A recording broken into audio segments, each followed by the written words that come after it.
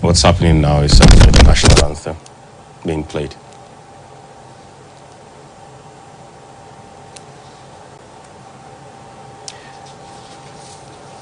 And for our listeners on radio, the president is in his usual fugu, the smoke.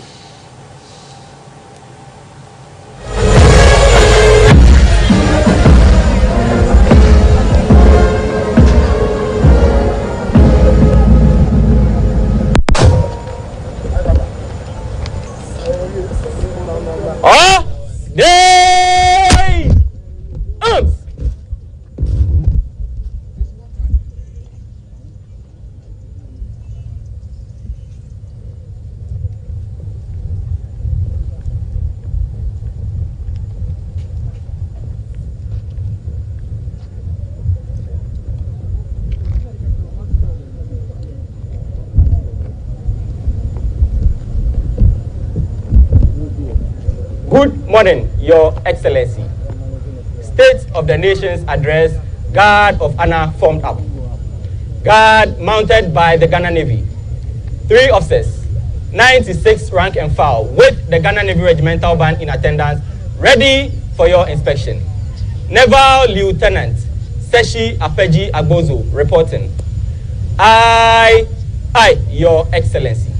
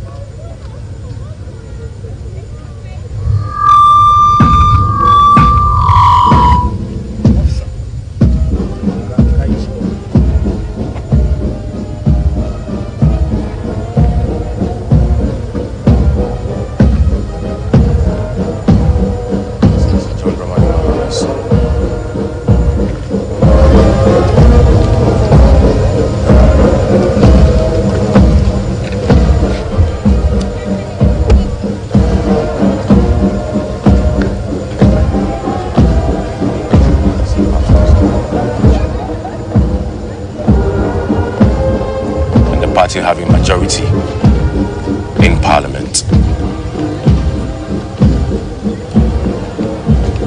As part of the President's promise during the 2024 campaign and the election, he said that he was going to tell Ghanaians exactly what the situation is if then he actually won as president, and now he's actually the president, so the expectation is that he'll be letting us in into exactly what the true state of the nation is. Already he's given hints as to what he came to meet when he met the clergy at the Jubilee House a couple of days ago, when he described Ghana's economy, quote, crime scene, coming from the president. So Ghanaians are actually expecting to hear a lot from him today as he delivers his first State of the Nation address to Parliament, and of course for Ghanaians to also know what's happening. The President is currently inspecting the Guard of Honor,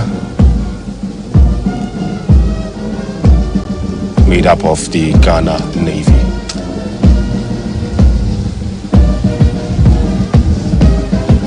After which he'll be ushered into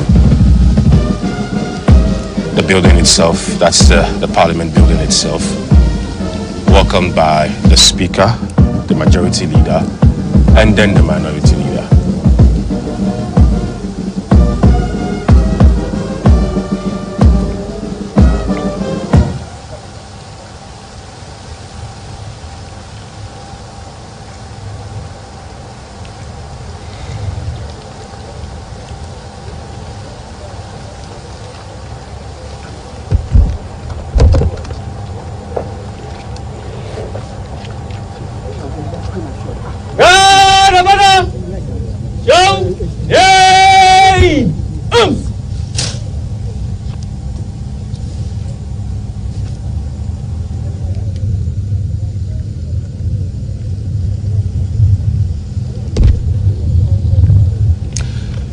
President is done now with the inspection of the Guard of Honor. Your Excellency, inspection over. May I have your permission to march up the guards? I, Your Excellency.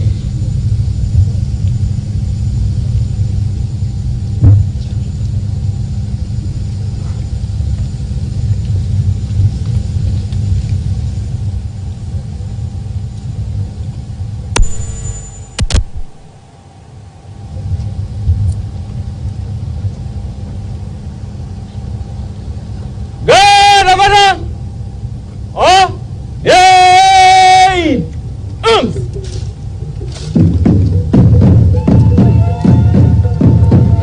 All right, so now the President together with the Vice President. Guard of Honor!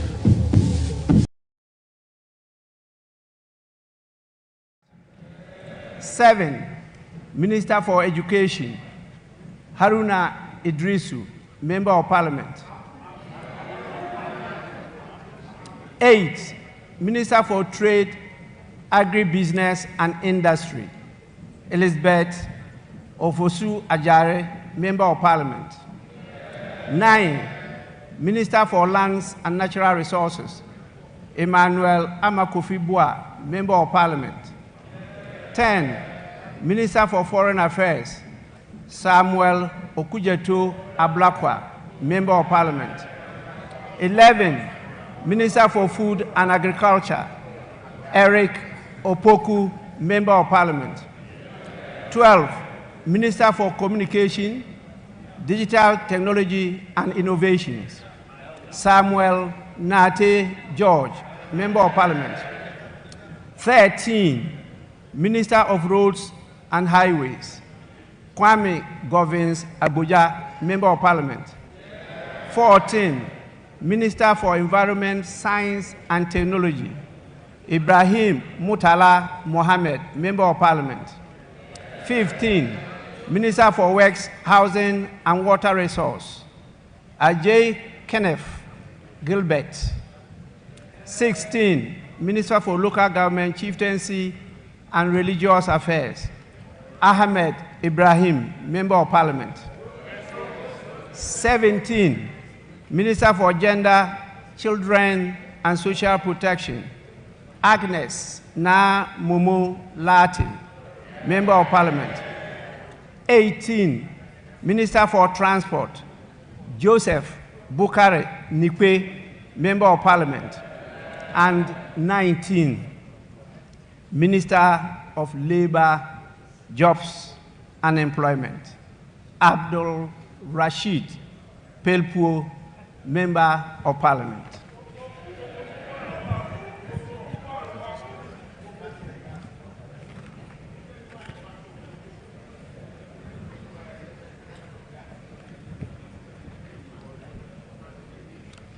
Honorable members, may I now invite the Honorable Majority Leader and the Honorable Minority Leader to join me to receive His Excellency the President and the Vice President.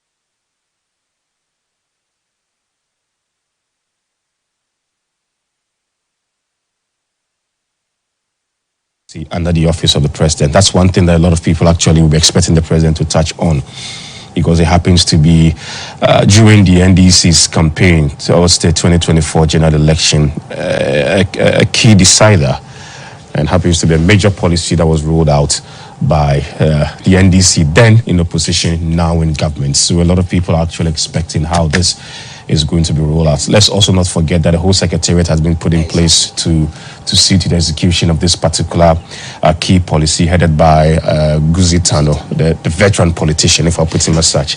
All right, and then 8 on that list is to establish an accelerated export development council to promote exports as part of a broader strategy for economic transformation. That's yet to happen, because we are still within the 120 days. He said he would chair. He would chair, yeah. And also to put together a national consultative conference on education to build consensus on needed improvements to the sector. That's actually happening. It was launched in Ho a couple of weeks ago.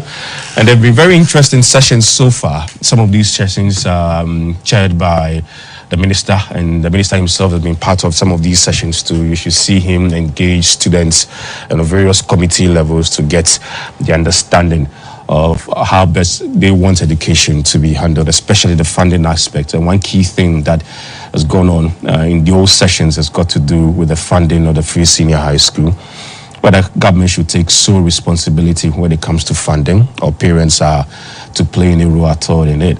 So far, from the PTA and from other conversations that's gone on within the forum, it looks like the PTA would like to play a role in there to help government.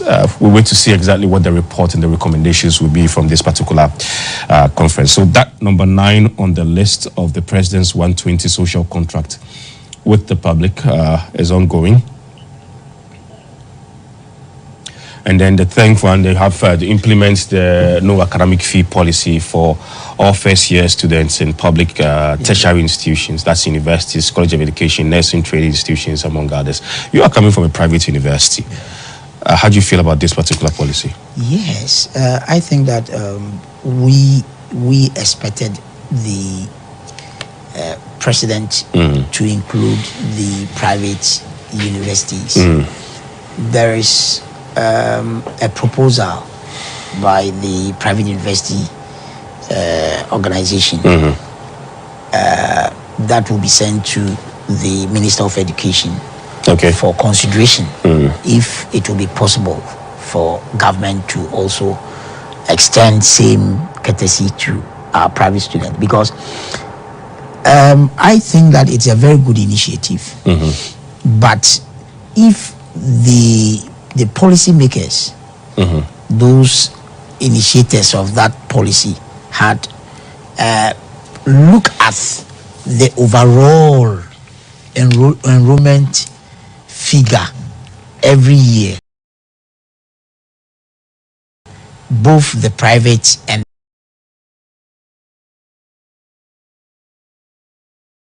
the public universities. I think government will have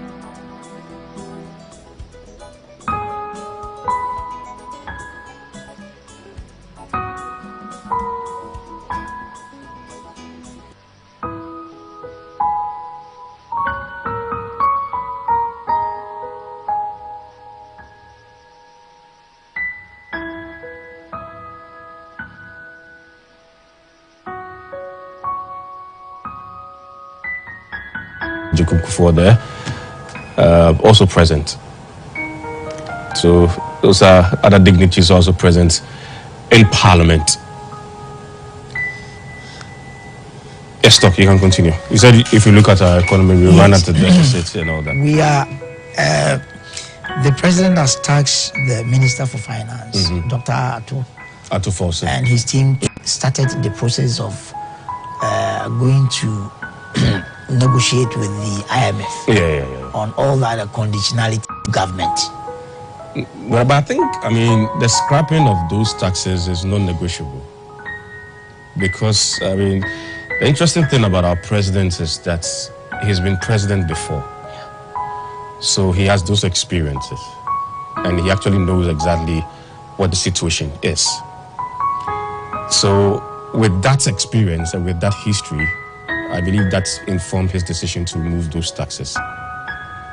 Coming back to tell us that I didn't know what the situation was, that's why I said that would not be a very good thing, especially for his image, because he's been there before. So the expectation is that in making certain promises, those promises are very much informed based on history. So I think that the scrapping of those taxes is just non-negotiable. Exactly. I'm just expressing my. But that's fair enough. Yes, that's fair enough. Yes. As you rightly said, I don't think that he will take those decisions without taking a whole lot of factors into consideration. Because unfortunately for us, the decisions also taken by the U.S. President Donald Trump. Unfortunately, he's not been lucky on that front. The president has not been lucky on that front because the U.S. it supports a lot of health projects in this country. Absolutely. So if those funds are not going to come, obviously, we're going to have some gap there.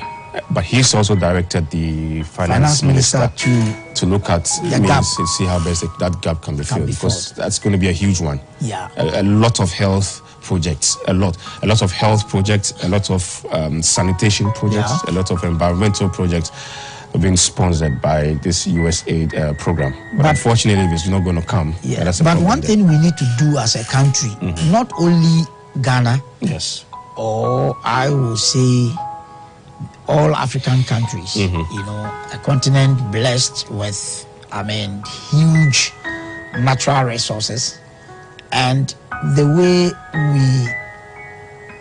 we negotiate with our developmental partners when it comes to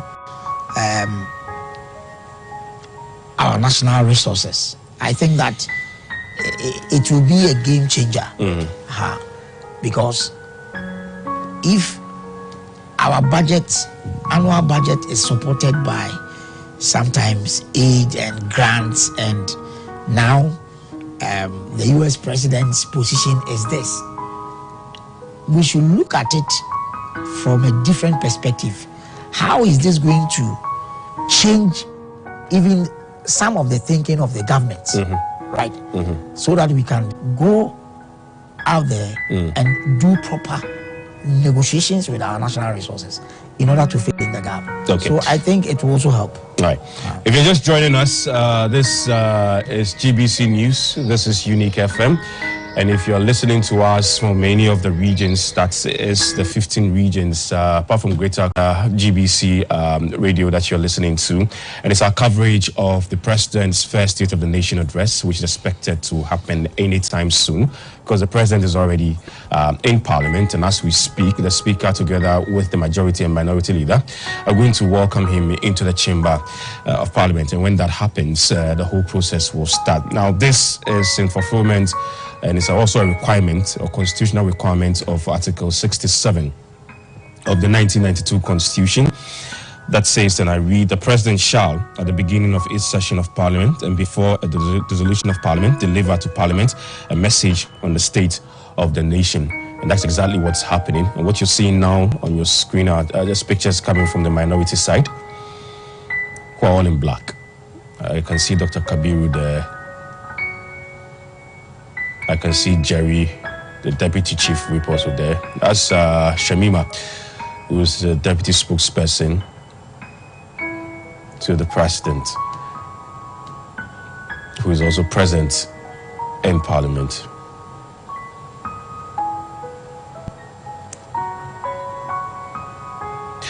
And we're expected to bring you everything that's going to happen in Parliament today. I I have my guest in the studio, Dr. Karl Mark Ahin. He's a governance and policy analyst. He's also a lecturer at the Political Science Department of CAF University. And we're talking about some of the things to expect from the president.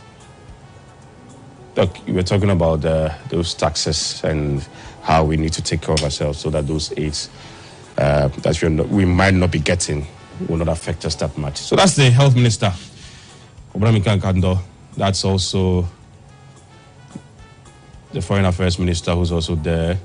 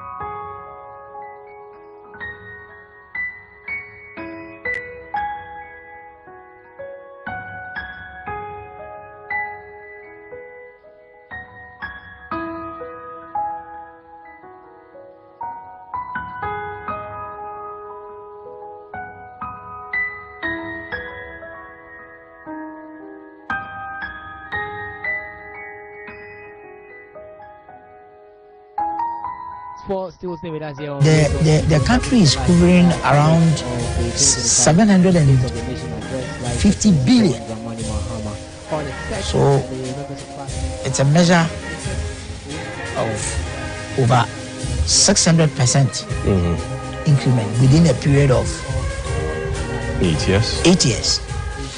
And if we are to do a proper assessment, infrastructural development work that we can speak to mention among others the one district, one factory, and all that we can mention. I think that the new government must take a cue from the past government and manage its spending, not to push the country into where we are now. Well, the president made that commitment to control expenditure. I mean, that's one of the key ways to to control expenditure, and that has also informed the decision in cutting down a number of ministries and the ministers that we have. He's promised to do 60. I think so far he's done 56. Both ministers, substantive ministers, and deputy ministers. So far he's done 56. There are 4 more deputy ministers to fill it. With one mindset. And then when that is done, address the problems facing this country. Many of us agree that things were. It's going to be 60. As to whether that will be efficient, we need to see, because it's the performance and the outcome that's what's going to determine how efficient that will be. So we wait to see how. But the 60 obviously is going to cut down cost from somewhere around 85 in the previous government to 60. 125. Well, that was the beginning. Before they left, it was just around 85. We are assessing the government within the 8 years period. That's fair enough, though, within the 8 years period. But the 8 years period did not have the same figure throughout. Exactly. So we are working with the latter. So that's how come they're working with the latter. So at least talking about difference of 25 ministers.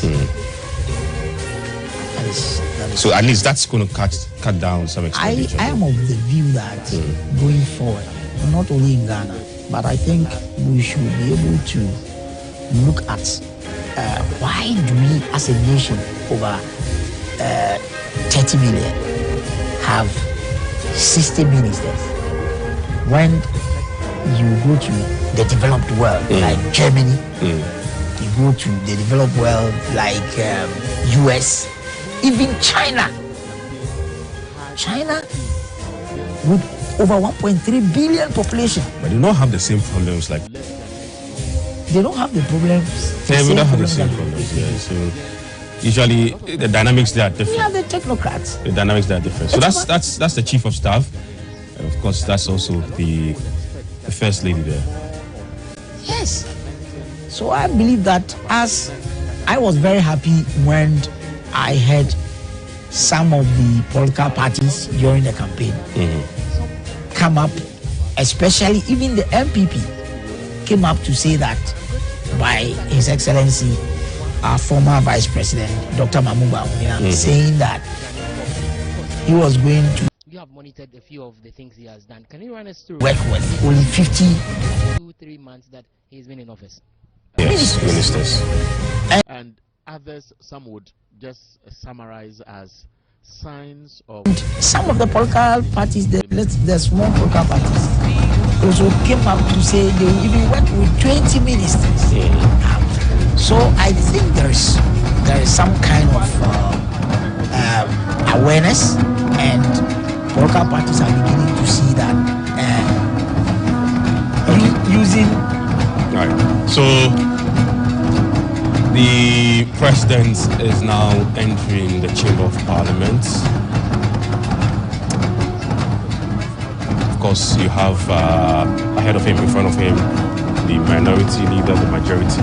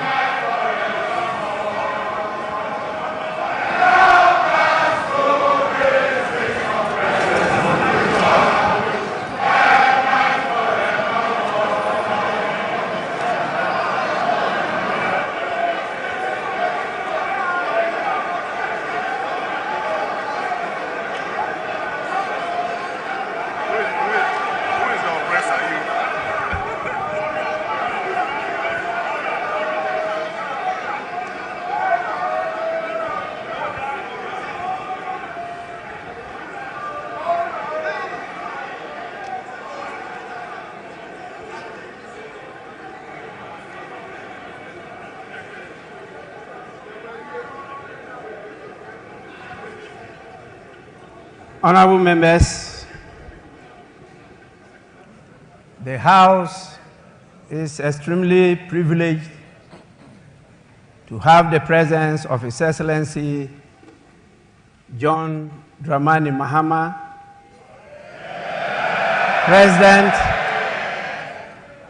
President of the Republic of Ghana and Commander-in-Chief of the Ghana Armed Forces in this August chamber.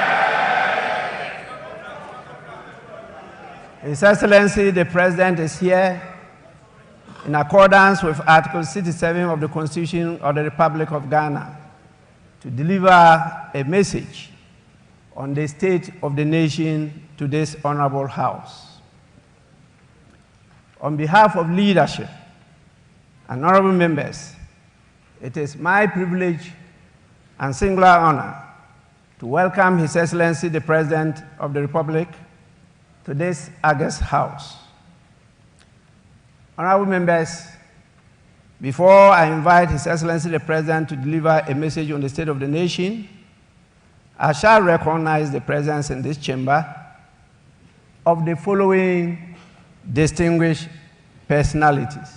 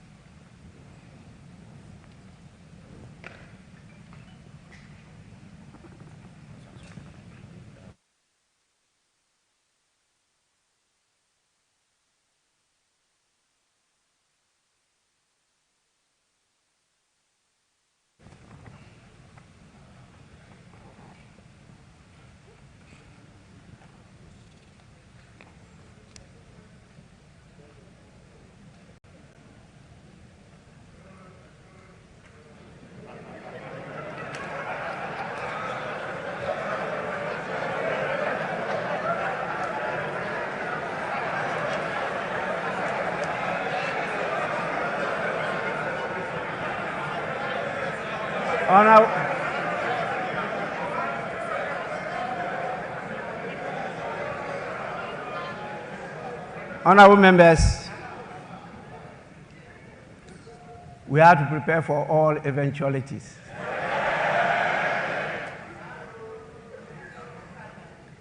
We have the following distinguished dignitaries with us. Definitely, after welcoming His Excellency the President, he is not here alone. He's present here with his spouse, by the name Her Excellency Lordina Mahama. We have the Vice President, Her Excellency Professor Nana Jane Opoku Ajiman. We have the Chief Justice, Her Ladyship Gertrude Tokonu.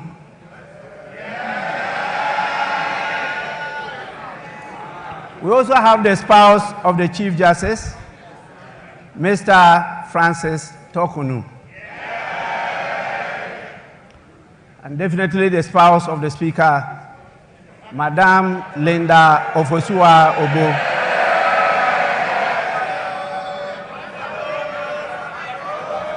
We have the Chief of Staff, Honorable Julius Debra.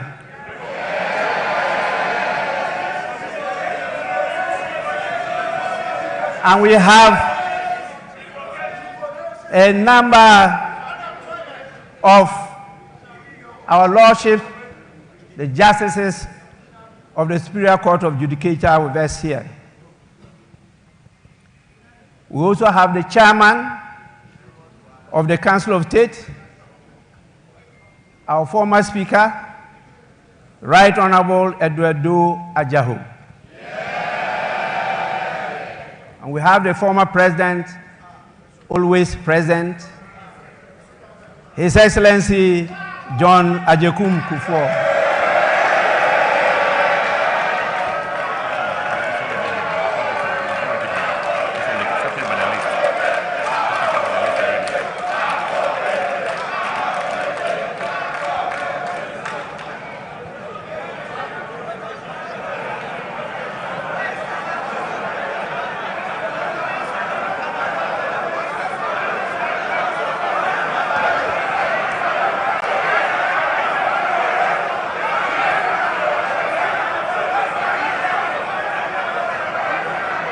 Honorable members, order.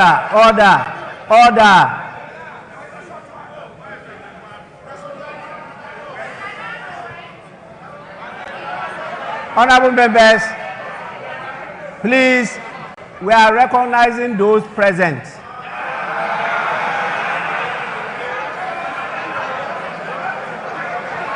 Honorable members, we also have the former First Lady, the evergreen, ever-present, Her Excellency Nana Konadu Agyeman-Rawlings.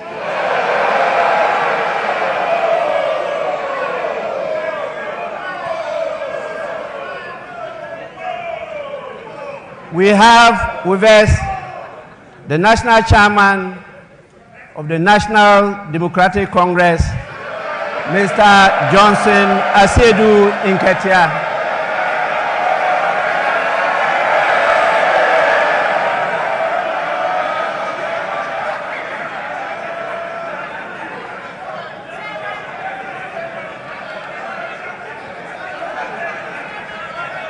We also have the National Chairman of the new Patriotic Party, Mr. Stephen Ayensu Ntim.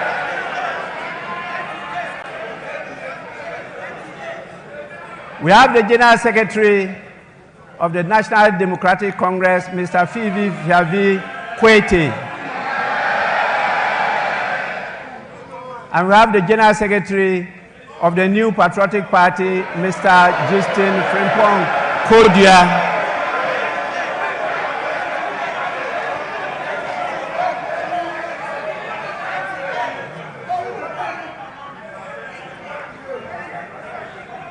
We have, as usual,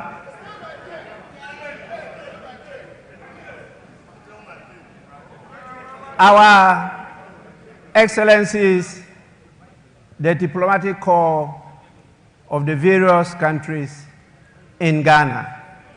You can see, as usual, they have come in their numbers. We are extremely grateful for your presence. And we have the couples, the heads of the various security services with us. And we have our revered chiefs, queens, and queen mothers with us here. And the various heads of all the religious bodies we have in this country. We'll also have the former clerk to Parliament, Mr. Emmanuel Anyimedu, and the recently outgone former clerk to Parliament, Mr. Cyril Kwabena Oteng Insia. Honorable members, in the meantime, this is the list of the dignitaries that I have who are present here with us. May I now, on your behalf, and with the greatest pleasure, invite His Excellency the President to deliver his message. Your Excellency, you may do so now.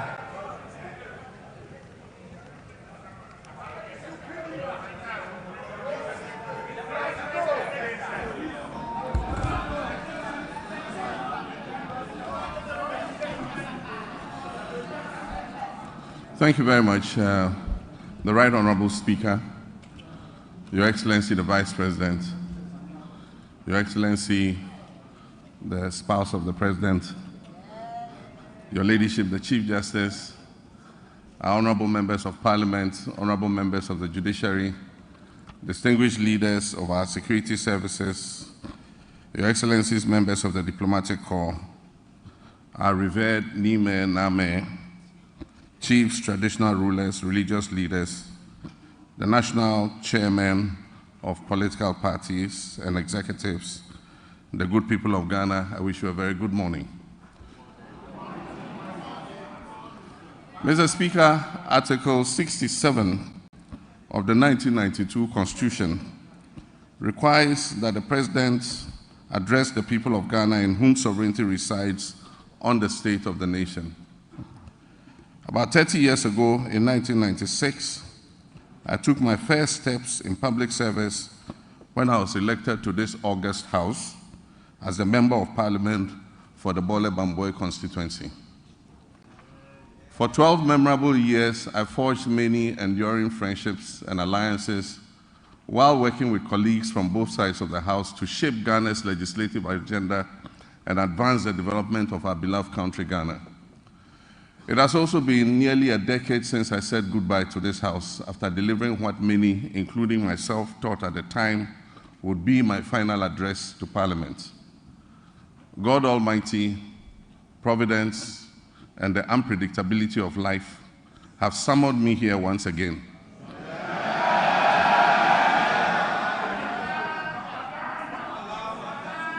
On the back of a historic electoral mandate from the people of Ghana to deliver a message on the state of the nation. That mandate came with an unprecedented majority in Parliament. And here I am once again to deliver a message on the state of the nation. Mr. Speaker, I wish to convey my heartfelt gratitude to Parliament for the prompt vetting and approval of my nominees for ministerial positions. This efficiency is unmatched in the history of the Fourth Republic, demonstrating the strides we can make when we come together in our dedication to serve the people of our great country. I believe that a similar dispatch will be applied to the approval process for my deputy ministerial nominees. This will enable them to promptly assume office and assist their ministers in delivering our noble vision of resetting our dear nation. In making the nominations and considering the numbers involved, I considered the long expressed sentiment of the Ghanaian people about the sheer size of previous administrations and their associated cost implications. I trust that this significant reduction to 60 ministers and deputy ministers, including regional ministers, will set the stage for further reductions in the size of future governments. With the inauguration of the Council of State, we can begin appointing the staff of the presidency. I intend to significantly reduce the number of staff compared to what existed under previous administrations. All this is aimed at leading by example in cutting down government expenditure and reducing the budget deficit. Let me begin, Mr. Speaker, by invoking the timeless words of the hymnist John Oatman Jr., who encourages us to count our blessings and name them one by one. Yes, we're a nation troubled on many fronts, but we also have many blessings, among which is a now firmly established democracy that, for all its imperfections, has enabled 4 peaceful transfers of power in our land. Nestled in a sub-region that is often plagued by strife and political instability, there's a good reason to take sober satisfaction that these successful, peaceful power transfers have become routine. Mr. Speaker, 50 days ago, I took the solemn oath to assume leadership of this country and serve with truth and humility. This was preceded a month earlier by a watershed election that promised to revive our nation's fortunes and give us a new lease of life.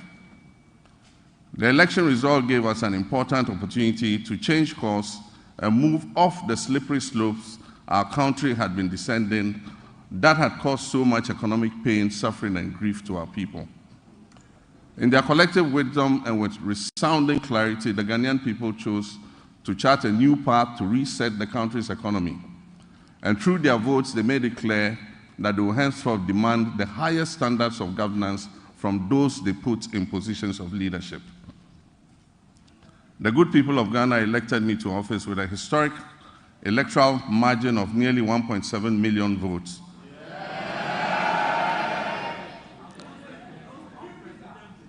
Separating me from my next opponent, giving Ghanaians the first female vice president, Professor Nana Jane Opoku-Agyeman. For the National Democratic Congress, NDC, that resounding victory is a selfless call to duty, from a people who are tired of years of economic hardship and poor governance. That call therefore places an obligation on us and all who serve, including legislators from both sides of the House, to do our utmost with decency and humility to change the circumstances and the state of our country. Mr. Speaker, as I stated earlier, Article 67 of the 1992 Constitution requires that I give an account of the state of our nation to Parliament. I'm sad to report that the state of our nation is not good.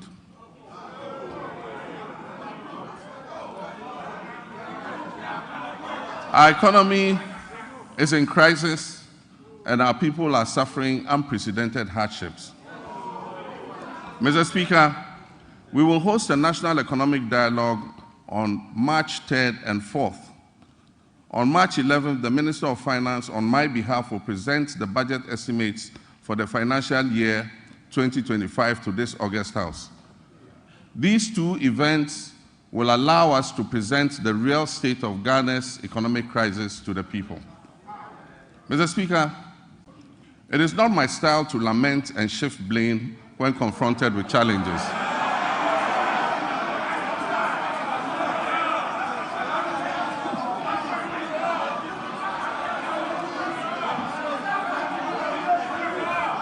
Mr. Speaker, it's not my style to lament and shift blame when confronted with challenges.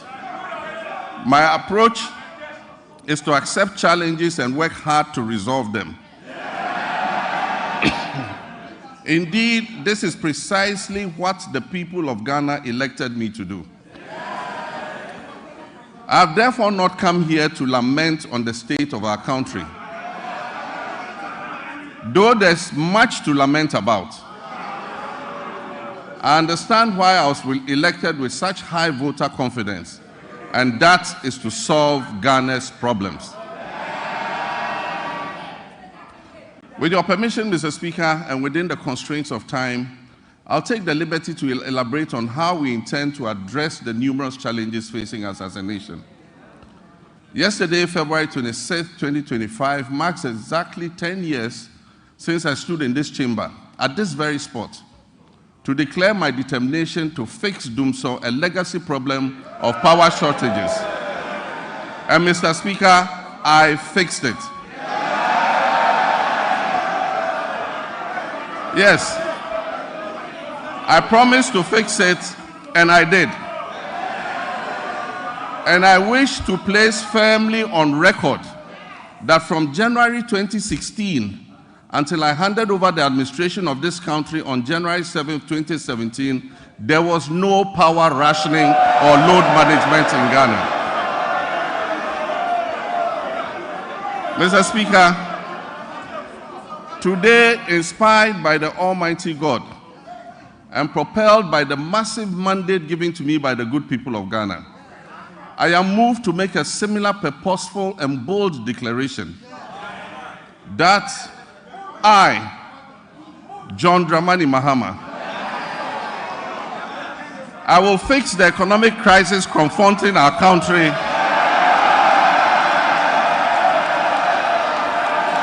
and reset it on a path of growth and prosperity.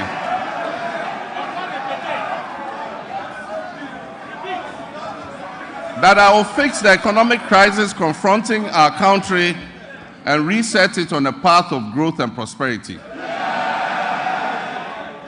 My government, working with you and every Ghanaian, will solve the challenges because we have developed the plan with our people's support. When I decided to run for president again, I did so because of what I knew about the state of our country. I was aware that huge problems awaited me upon assumption of office, but nothing could prepare anyone for the reality of the depths to which our economy and our governance had sunk. Our elders say that a frog's true length can be ascertained only after it has died. Apotrowa ni ehun ne tenten. And how right they were.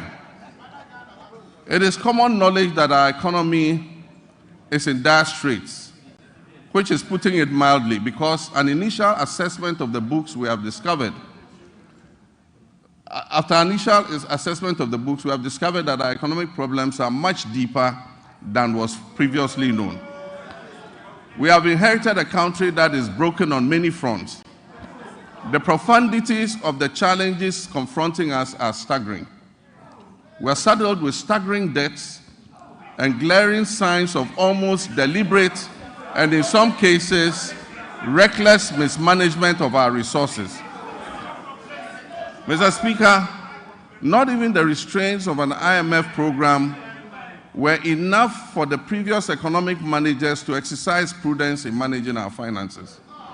After setting an inflation target of 18% by the end of 2024, the actual outturn was 23.8%, significantly higher than the threshold agreed with the IMF.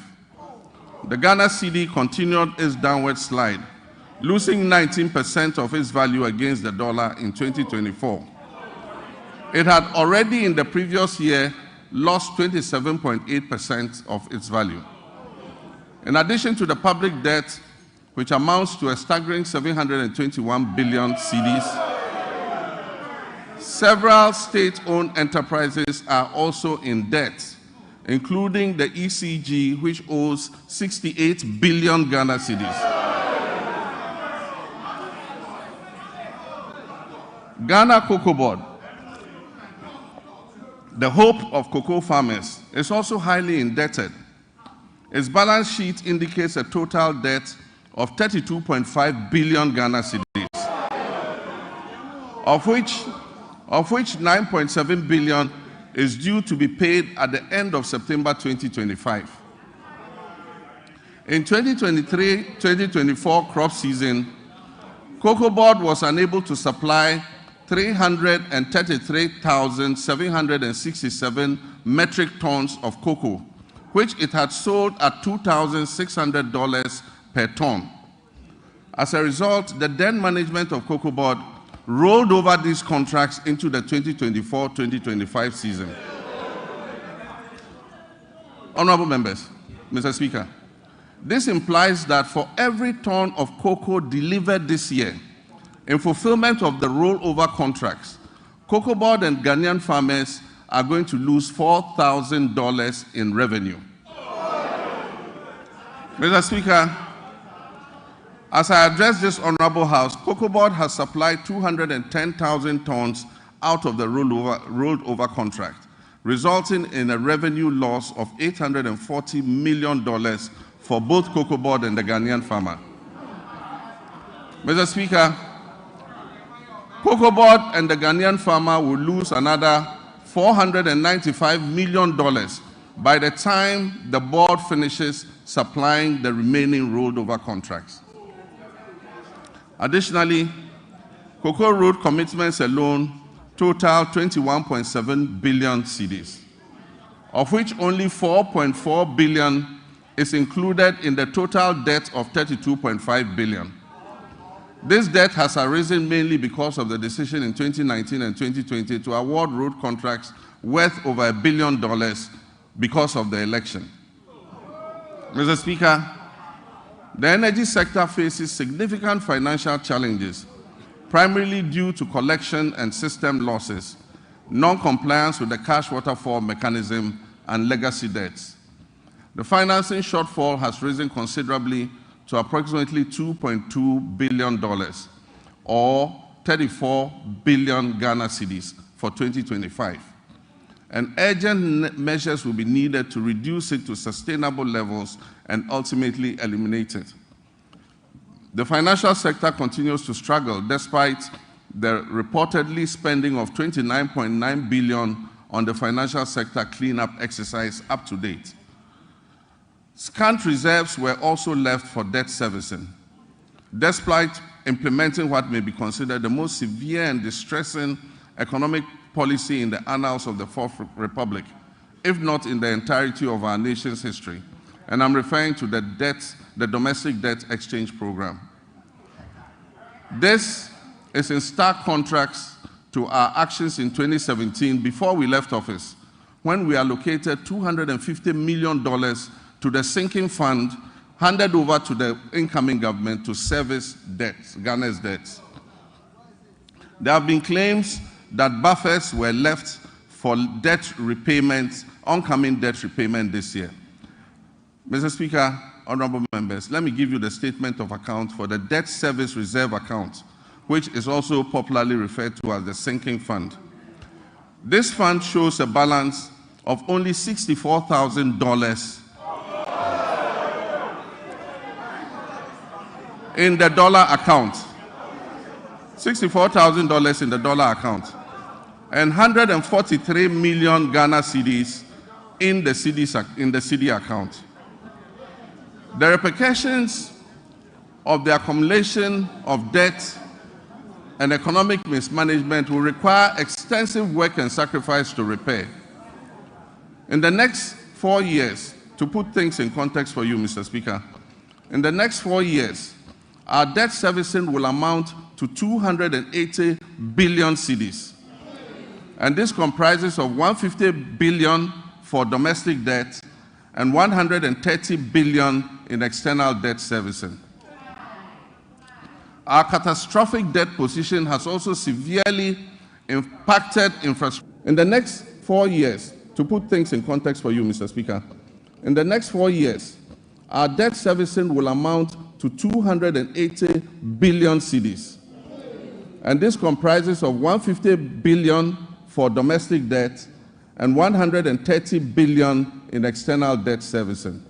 Impacted infrastructural projects, that's 5 stalled projects due to the default of debt and subsequent restructuring, with a total value of $2.95 billion not disbursed. The stalling of these projects is expected to result in a cost overrun of about 15 billion cedis. Mr. Speaker, notwithstanding this gloomy background, I remain committed to leading this government and taking every necessary step to reach.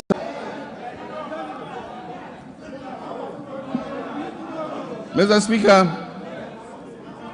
we are doubling our efforts to complete all outstanding structural reforms of the IMF-supported program. The review is scheduled from April 2nd to April 15, 2025, and the IMF Executive Board is expected to approve it in June of this year. As we have done previously, we're also building buffers in the sinking fund and adopting prudent debt management practices to ensure prompt repayment of upcoming domestic and external debt maturities.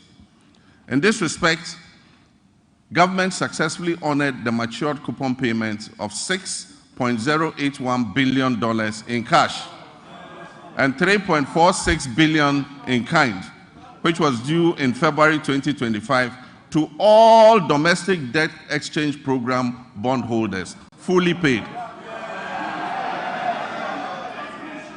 Mr. Speaker, the good news is that we have also built additional buffers in the sinking fund to honor the maturing bonds that are due in July and August. And so bondholders can rest assured that they will be paid to the last pesewa, whatever is owed them.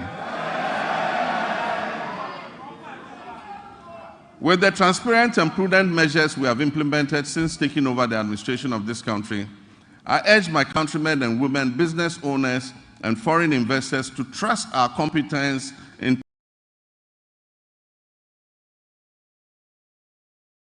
around. Mr. Speaker, since we took office on January 7, 2020, we upheld our commitment to a fiscal consolidation agenda with a streamlined government. We have eliminated unnecessary expenditures and reduced our reliance on borrowing. Our prudent debt management practices have led to a substantial reduction in interest rates.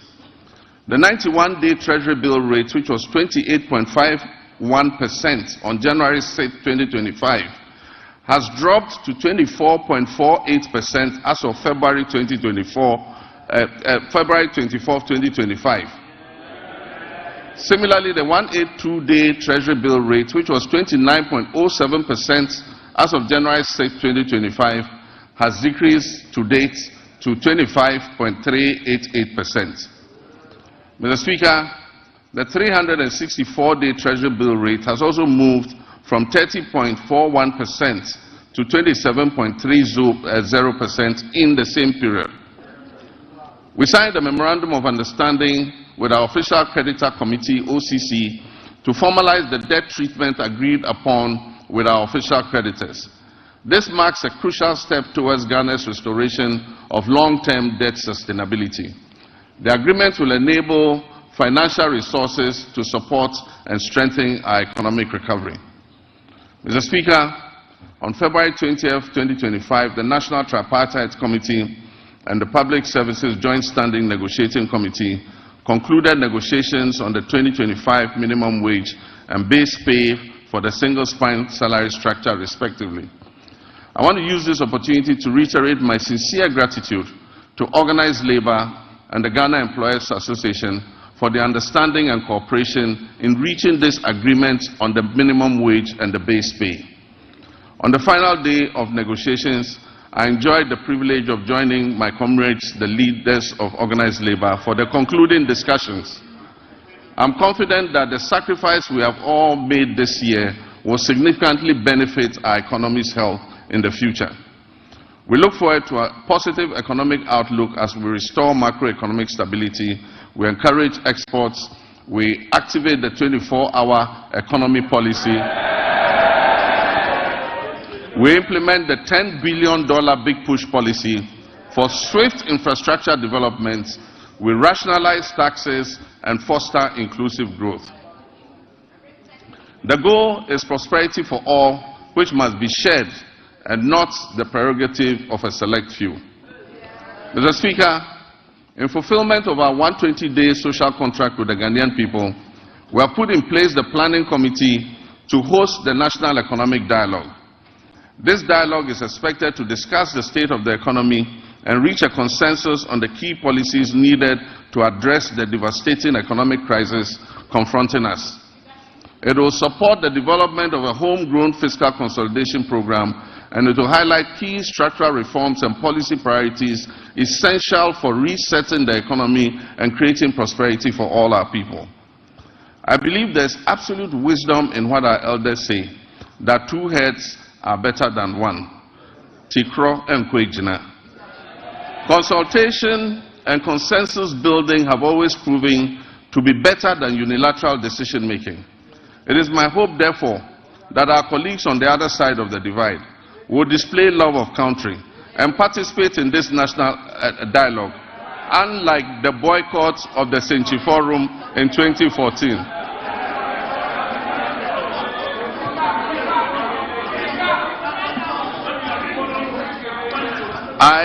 I humbly choose a different path of accommodation and cooperation with all stakeholders.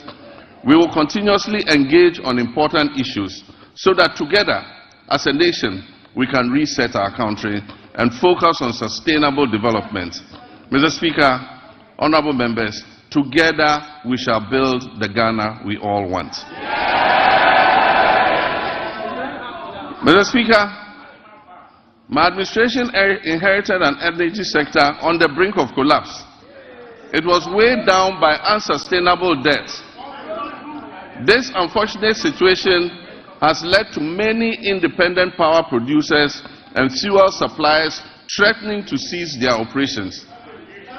Mr. Speaker, listen to this. Despite collecting over 45 billion cedis in energy sector levies, ESLA, over the last 8 years, the outgone administration has left the Ghanaian people with an energy sector burdened with a staggering debt of 70 billion cedis as of December 2024.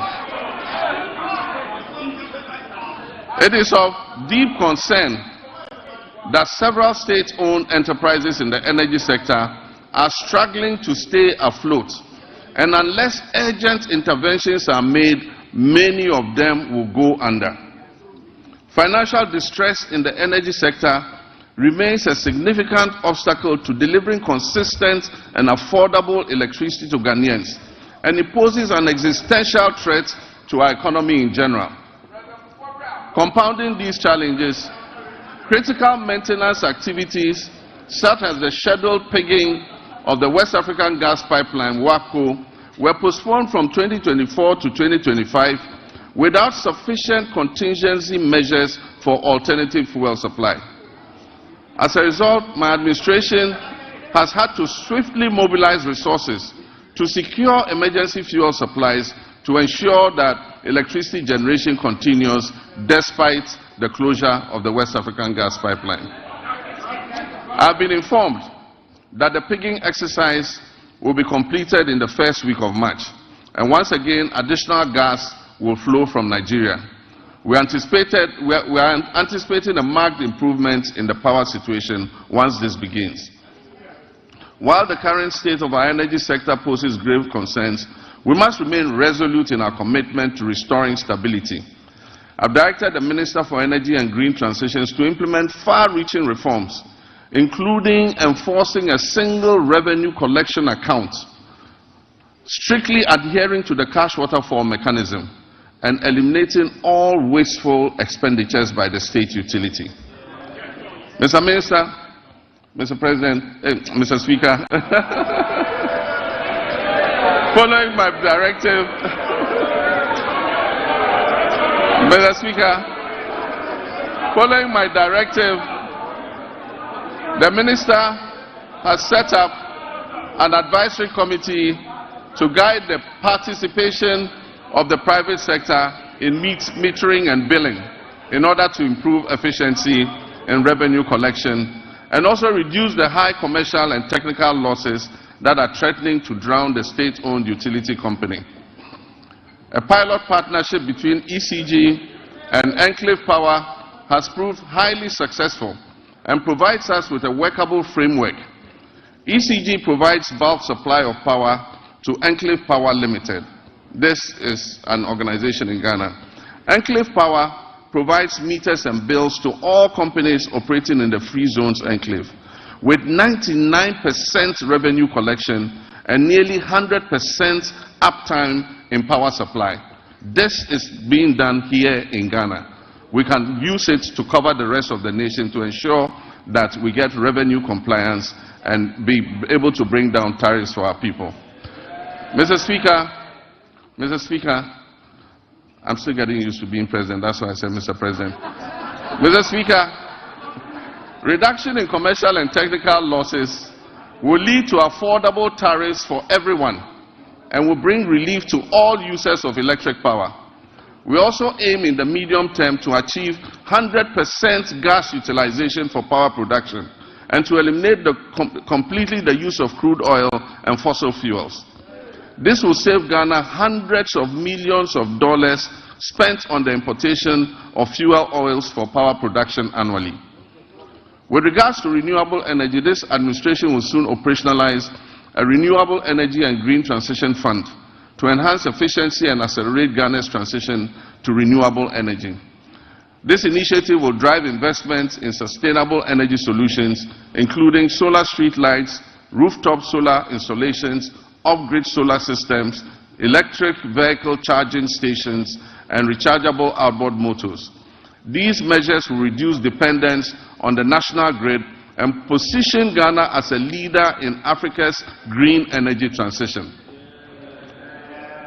Mr. Speaker, Ghana's petroleum sector has witnessed a precipitous decline, with crude oil production sinking by more than 32%. This has resulted from the high opacity levels, a very hostile business climate, and excessive political interference in the sector, culminating in most of the major oil companies exiting and stalling all upstream activities. The decline in upstream activity is obvious to any person familiar with the twin cities of Sekondi and Takoradi. Just under a decade ago, these cities were the bustling epicenter of fabrication, logistics, service activity associated with the upstream oil and gas sector. Unfortunately, my recent visit reveals many shut-down facilities and many businesses have packed and left the shores of our country. Hundreds of workers have been laid off and left unemployed. I wish to assure the good people of Sekondi Takoradi and indeed the whole Western region that we are going to breathe life back into your area.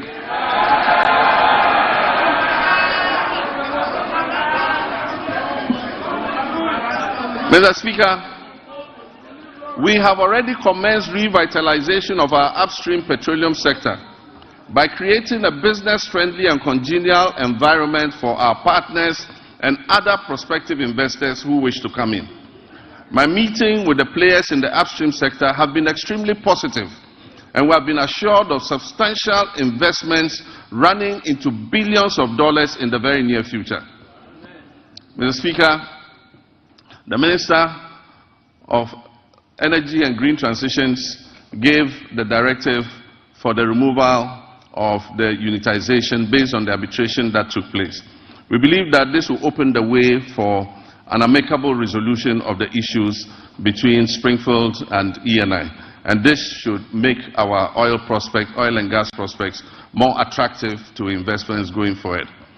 Mr. Speaker, Ghana has fertile lands, abundant water, and human resources. Yet we face a paradox. Our food import bill continues to soar, reaching alarming levels of over $2 billion annually. In addition, rising food inflation is burdening households and threatening livelihoods. To address this, we are implementing several well-considered policies to grow the agricultural sector, including agro-processing. This will be backed by reliable power supply to meet our country's needs while advancing exports to earn foreign exchange and strengthen our economy. Mr. Speaker, the Agriculture for Economic Transformation Agenda, AETA for short, will modernize agriculture, enhance agribusiness, ensure food security, it will lower food inflation, it will boost exports, and create sustainable jobs. The Feed Ghana program will increase food production and reduce prices through projects like the Grain Development Project, focusing on rice, maize, and soya bean production. The Vegetable Development Project will target crops such as tomatoes, onions, and pepper. Our Poultry Farm to Table project will eliminate poultry imports and increase local production. Ghana imports 95% of its poultry needs, which costs over $300 million annually. To reverse this trend, government plans to revamp the poultry sector by investing in hatcheries, feed mills, processing, and distribution.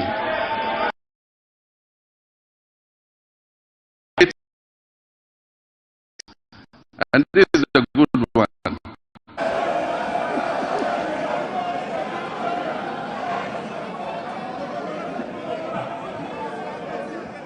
We actually have a project called Nkukon Kitinkiti. The Nkukon Kitinkiti project will cover 55,000 households producing eggs and fresh poultry for the market, and it will help reduce our $300 million we spend on importing chicken annually. Mr. Speaker, to strengthen the connection between agriculture and industry, we will prioritize value addition, processing, and distribution. And this will position agriculture as profitable and appealing, making it more attractive to our young people. We will implement an Agri-Next program to facilitate access to land banks by young farmers, to connect graduates with opportunities in the agricultural value chain, and promote greenhouse agriculture among the youth. This initiative will benefit approximately 30,000 young people. Mr. Speaker, the Livestock Development Project will also address Ghana's reliance on imported meats by restocking breeding farms and increasing local livestock production, thereby creating jobs and boosting self-sufficiency. For years, access to mechanization, quality seeds, fertilizer, and extension services has been a major challenge to our farmers. To address this, government will establish our flagship farmer service centers in every agricultural district, ensuring that farmers receive essential mechanization services and resources to improve their productivity and efficiency. Mr. Speaker, also in the fisheries sector, we implement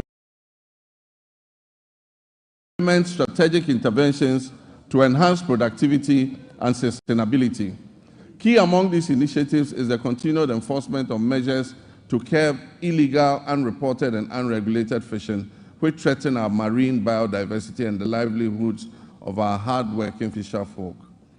We have intensified surveillance and monitoring operations, bolstered by the deployment of modern technology and strengthened collaboration with our key stakeholders.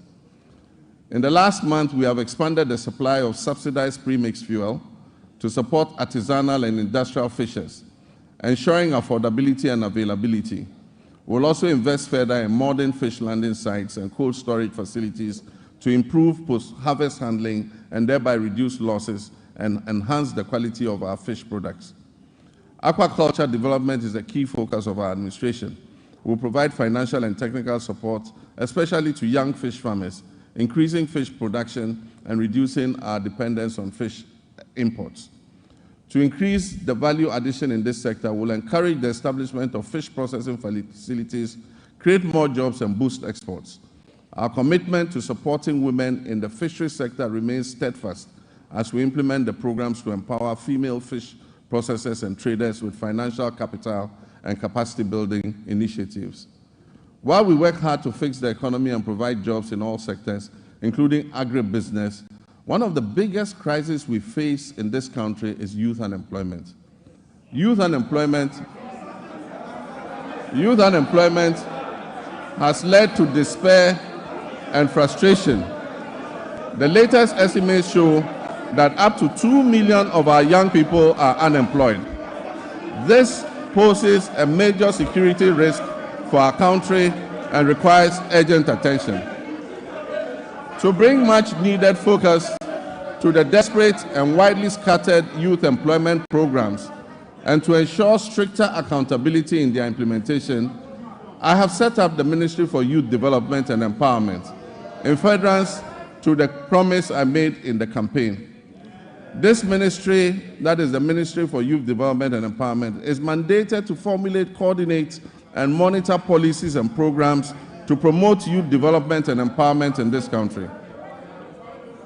Mr. Speaker, as part of our Operation Recover All the Loot policy,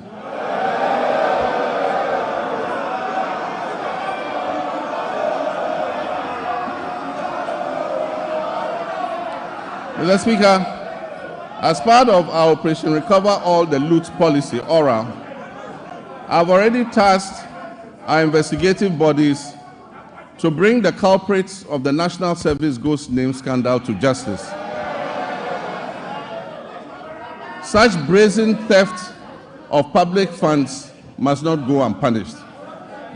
It is estimated that the criminal addition of some more than 80,000 ghost names could have yielded the suspects over 50 million Ghana cedis every month. Unfortunately, some of these suspects are believed to have absconded from the country already. I have directed that they be declared wanted and their assets traced and frozen until investigations are completed.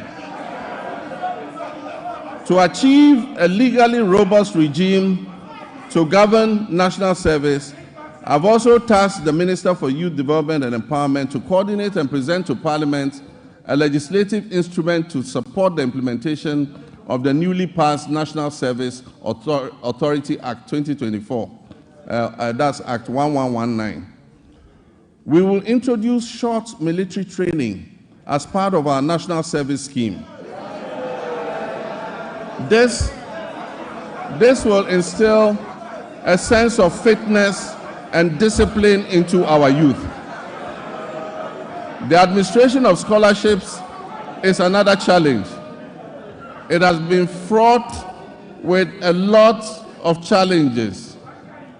The poor who genuinely need scholarships are unable to access them because the rich and wealthy always crowd them out.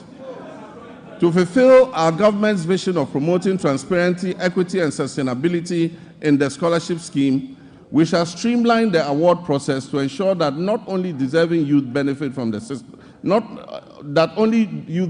deserving youth benefit from the system.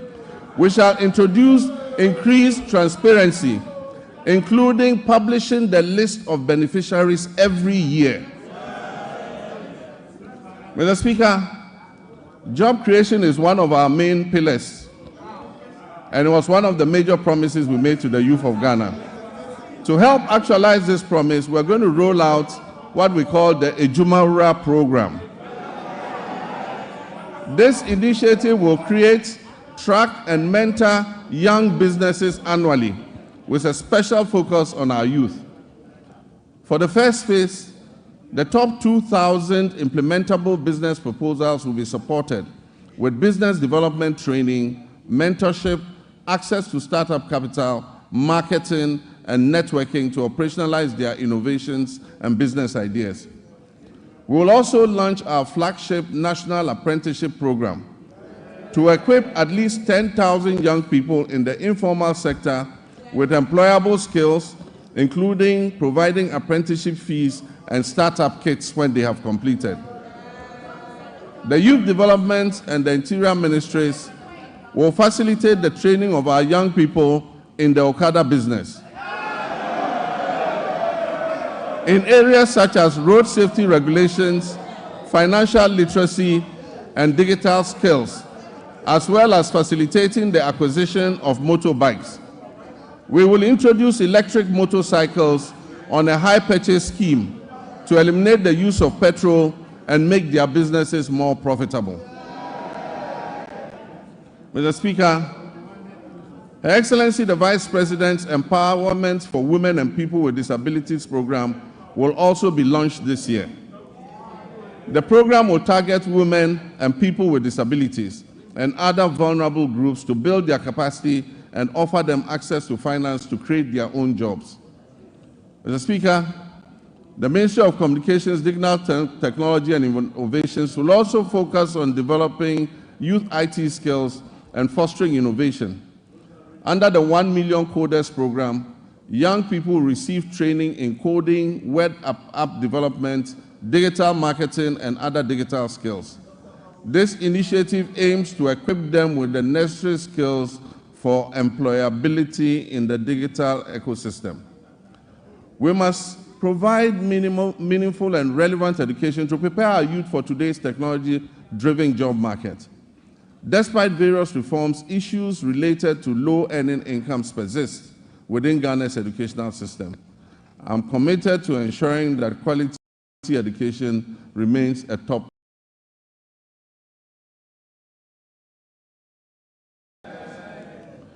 The system we have inherited is outdated in many ways and must be realigned to meet the needs of the 21st century and the fourth industrial revolution.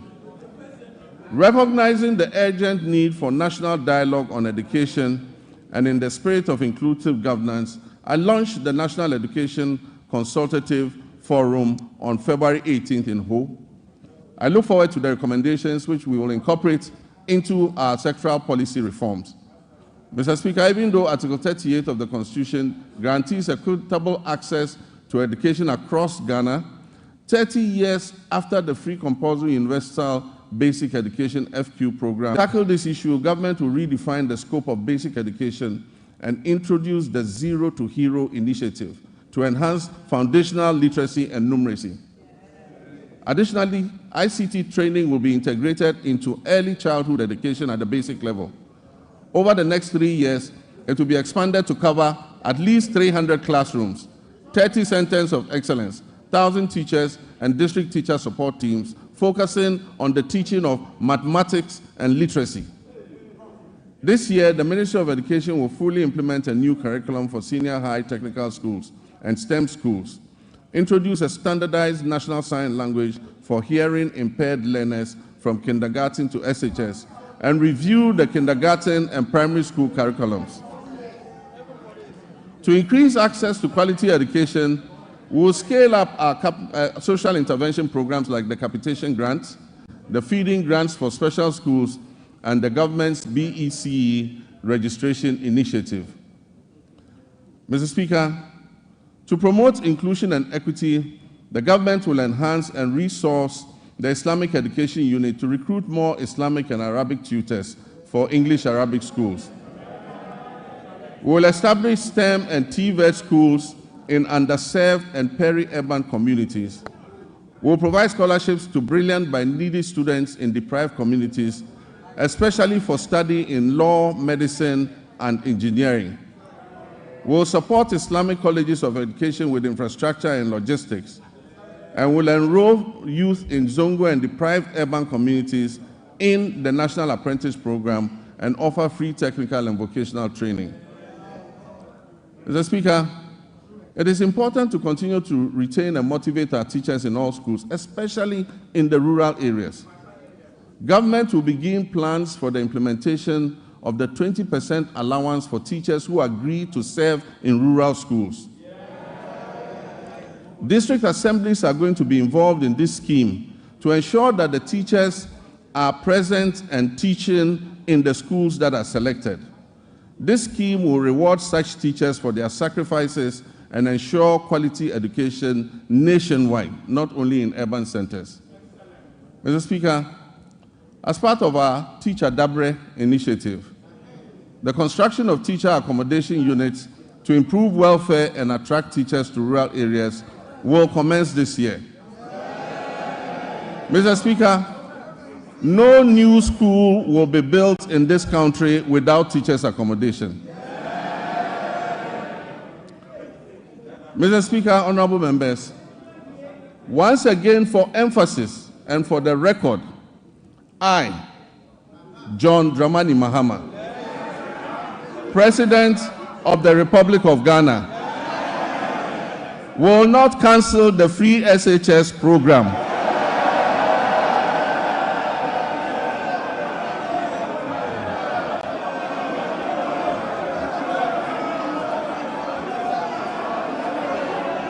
I will not cancel the free SHS program. I am determined to make it better by improving its implementation. And also, for the record, students who have benefited from the free SHS since its inception are about 3.4 million. The figure of 5.1 million beneficiaries, as put out by the previous administration, was an exaggerated and false narrative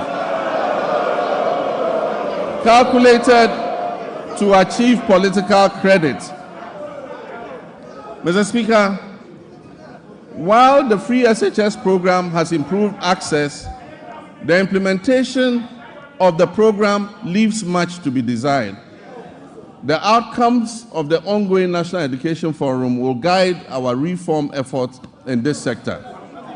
Mr. Speaker, in line with our promise, the Minister for Education has announced the restoration of Parent-Teacher Associations, PTAs, in the running of schools.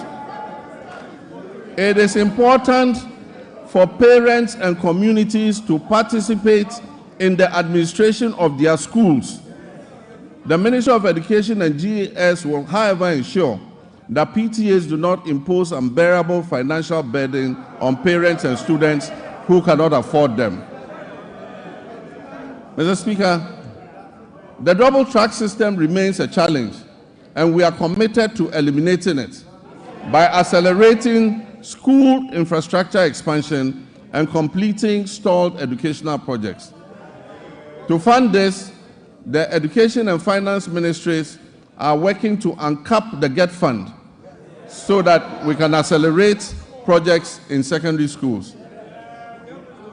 As promised, we have begun improving secondary school feeding, and the children are getting better quality food as I address you.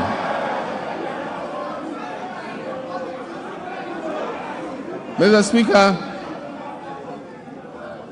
efforts to decentralize school feeding and food management include strengthening procurement and store management records capacity. Once completed, food procurement and management will be fully handed over to the secondary schools to do their own food procurement. Mr. Speaker, science, technology, engineering, and mathematics are central to national development, STEM. We will therefore expand STEM programs at all levels to equip all students for the global economy. We don't believe in building single standalone STEM schools. We believe that STEM must be part of the curriculum of every secondary school. Mr. Speaker, regional TVET centers of excellence will be established to provide practical skills. Every region will get a TVET center of excellence to expand technical and vocational education training. Mr. Speaker, honorable members, Ghana has consistently missed its gross tertiary enrollment targets with a rate below 22%, far from the 40% goal that has been set by 2030. Despite over 460,000 secondary graduates coming out annually, 55% qualify for tertiary education, and only 35%, 161,000 of the 460,000 enroll in tertiary education, leaving over 300,000 without access. To address this, government is introducing a no-fee stress policy to eliminate tertiary admission fees, which currently serve as a barrier to higher education for some students. This will be supported by an enhanced student loan scheme, which is called the Student Loan Plus. The no-fee policy will also cover all persons with disabilities. And for emphasis, persons with disabilities will pay no fees for tertiary education throughout their study. And so PWDs who gain admission to tertiary institutions will pay no fees. Additionally, TVET enrollment will be increased from 11% to 20% to boost employment. Mr. Speaker, rising enrollment has strained university infrastructure, causing overcrowding and inadequate accommodation. We are determined to expand access, improve quality, and align tertiary education with national goals, particularly in STEM. Feasibility studies for new public universities or campuses of existing universities to be established in the 6 new regions will commence this year. Seed funding for these projects will come from the GET Fund in order to enhance access. Governments will this year engage with the existing public universities to identify suitable sites on their campuses, acquired lands, for the implementation of the private sector participation in the provision of hostels project. This is a partnership between government, the universities, and private investors to expand hostel capacity on their campuses.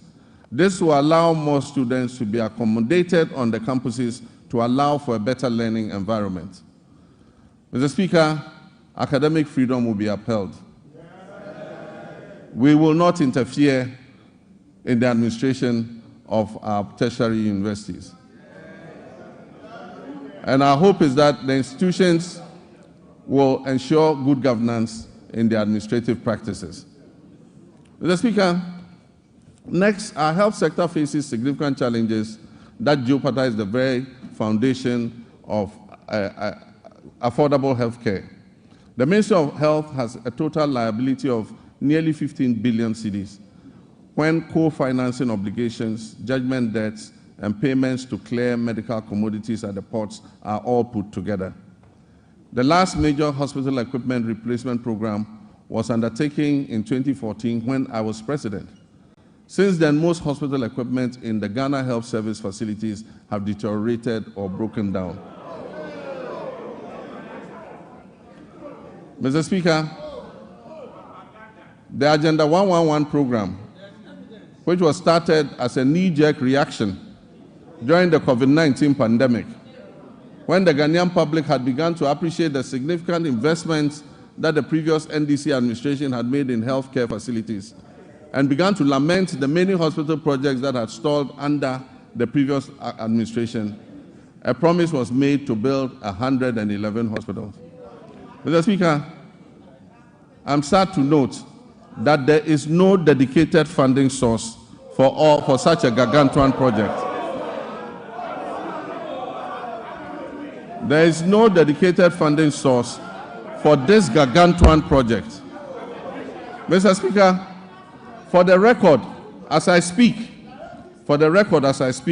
not a single Agenda 111 hospital is operational. In any part of Ghana, I challenge you, not one is operational.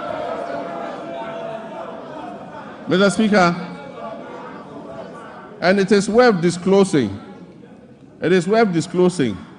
that $400 million has already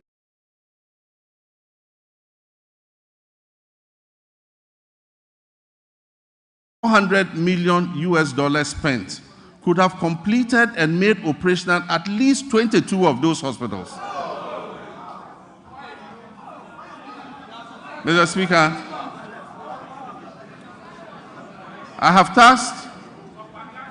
I believe that the money should have been focused on completing a number of hospitals and making them operational instead of spreading it over the current 111 hospitals. As I speak, some are at the foundation level, and not a single one is operational. I have directed the Minister for Health to present us with a plan on the way forward for this program. And let me add that we are open to public-private partnerships and franchising to complete and operationalize these hospitals.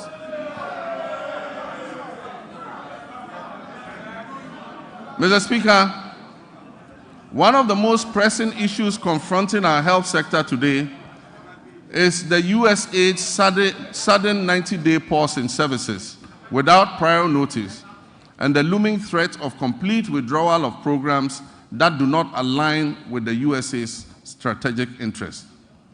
Programs that will be affected include the delivery of medical commodities to regional medical stores and health facilities in the Upper West, Upper East, Northern, and Savannah regions. USAID support for the National HIV/AIDS Control Program includes the supply of antiretroviral therapies in the Western, North, and Afro regions. These will also be affected. The withdrawal puts at risk approximately $78 million in earmarked funds for malaria, maternal and child health, nutrition, and HIV/AIDS. It also covers some programs being run at the Noguchi Memorial Institute in research. The impact will be challenging without urgent intervention. I've therefore directed the Minister of Finance to make immediate financial arrangements to mitigate this loss. And I expect that this will be reflected in his budget, which will be presented to this House next month, on March 11th. Working with the NHIA, will revive the Onuado mobile healthcare vans. These vans will provide OPD, ophthalmology, dental, ENT, cancer screening and care in the remote and most vulnerable communities in our country. An earlier attempt to provide mobile health facilities was abandoned after the change of government in 2017. Mr. Speaker, public health experts are grappling with the conundrum of new diseases and re-emergence of old diseases. The unpredictable nature of disease outbreak suggests we must make our health systems more resilient to shocks. Since October last year, Ghana has faced a severe cholera outbreak. As of February 17, 2025, I'm sad to report that 6,300 suspected cases, 545 of these cases were confirmed to be cholera, and unfortunately we lost 49 of our compatriots. The outbreak has affected 118 districts across the Greater Accra, Central, Western Ashanti, and Eastern regions. To control the situation, we have launched an aggressive vaccination and public education campaign, among other interventions. Mr. Speaker, sanitation within the context of infectious disease outbreaks, personal hygiene, and environmental sanitation must be a major priority for us. Our cities and towns must be made cleaner than what we currently have. We commit to right the wrongs and keep our cities and communities clean through appropriate investment, supervision, and performance tracking in the sanitation sector. Mr. Speaker, as I speak, the Upper West region is facing a severe meningitis outbreak. And I know, Mr. Speaker, you have made an important contribution to ameliorate the situation in your region, and I commend you for that.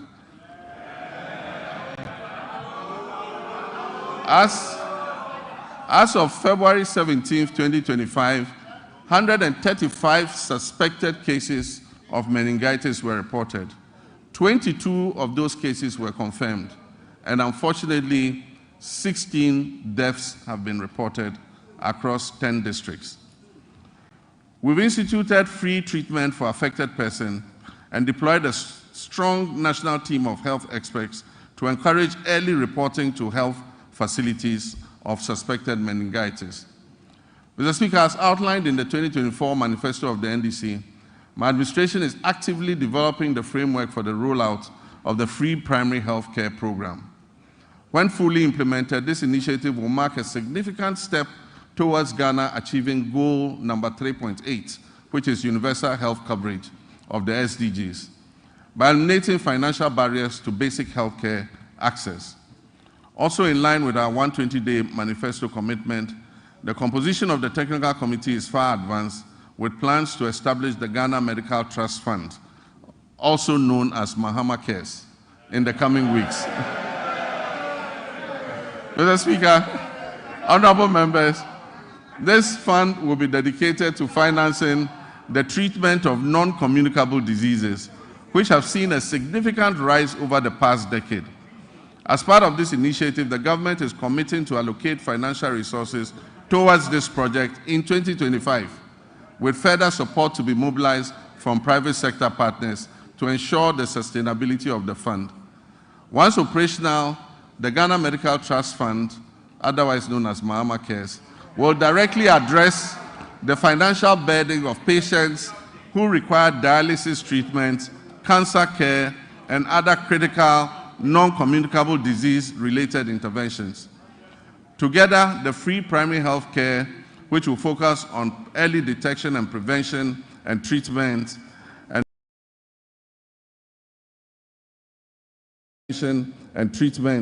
and the Ghana Medical Trust Fund program, which will focus on relieving the financial burden of treating non-communicable diseases, will help to revolutionize Ghana's healthcare system by improving healthcare accessibility and outcomes and enhancing productivity and well-being across the country. Mr. Speaker, Ghana will become the pharmaceutical manufacturing hub of West Africa. And my previous record in government speaks for itself. When I injected funds into Ghanaian-owned pharmaceutical companies to expand their production capacities. Mr. Speaker, as this exciting phase unfolds under the 24-hour economy initiative, we must strengthen every aspect of our pharmaceutical industry. And this includes the Food and Drugs Authority and the Customs and Security agencies in order to avert the use of fake drugs and the importation of illicit drugs into our country. We await thorough and unbiased investigation into the alleged opioid pill importation into Ghana and other West African countries. The outcome will be shared, and I can assure you necessary action will be taken. Mr. Speaker, as a Social Democrat, I'm resolutely committed to eradicating all forms of discrimination in our society. Our vision is to foster fairness and cultivate an inclusive environment where everyone can engage fully and equally in social, economic, and political life. With my Vice President, the history-making Professor Nana Jane Opoku-Agyeman,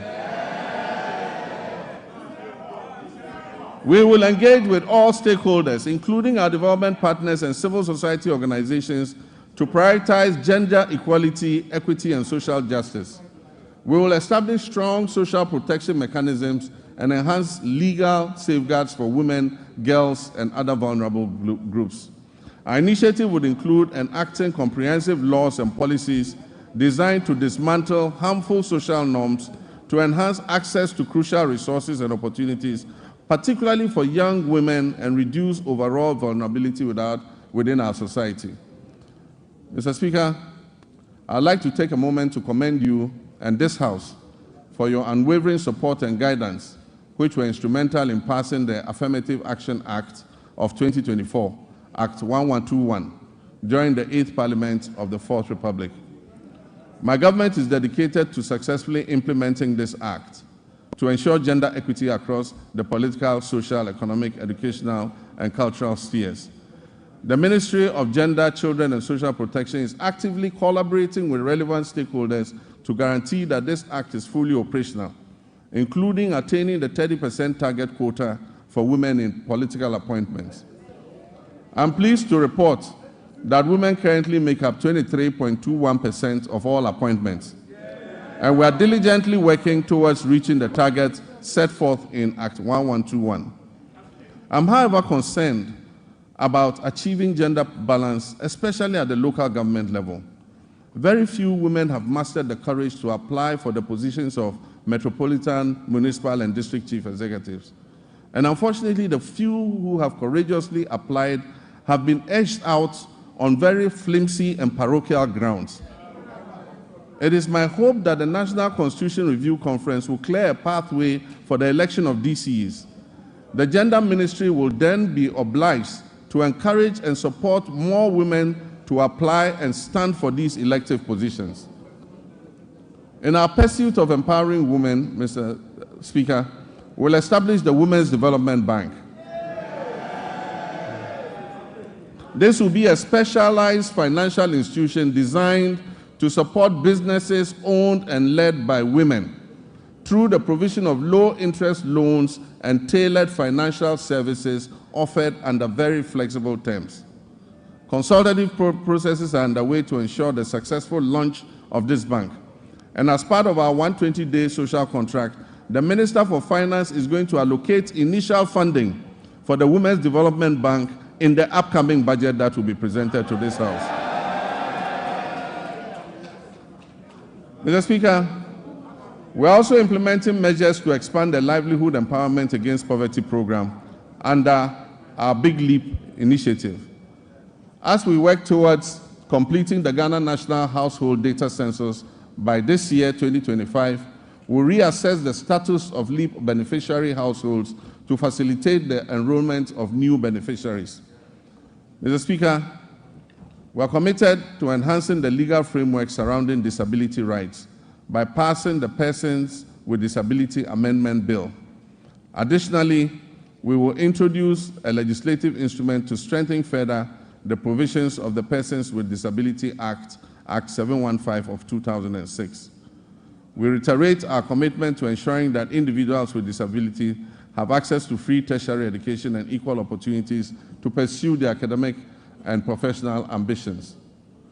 Mr. Speaker, the government intends to ensure the implementation of legislation that enjoins public and private employers to reserve 5% of their employment for persons with disabilities. I'm aware that a private member was shepherding this bill. Government is going to support that motion in order that 5% of all employment is reserved for persons with disability. Mr. Speaker, Ghana's sports sector, once again, which was a shining example of excellence within Africa, now finds itself at a very critical juncture. Historically, our nation has been celebrated and has had remarkable achievements in boxing, football, and athletics. Unfortunately, this is no longer the case. However, recent years have unveiled depressing structural deficiencies in administration, funding, infrastructure, and talent development. Immediate and comprehensive reforms are imperative to reclaim our rightful place on the global sports stage. Mr. Speaker, we will develop a comprehensive national sports policy to align with international norms. This policy will be accompanied by an exhaustive review of the Sports Act of 2016, that is Act 934, and the rigorous enforcement of the Sports Regulations 2023 LI 2477. Infrastructure development remains paramount in our strategy.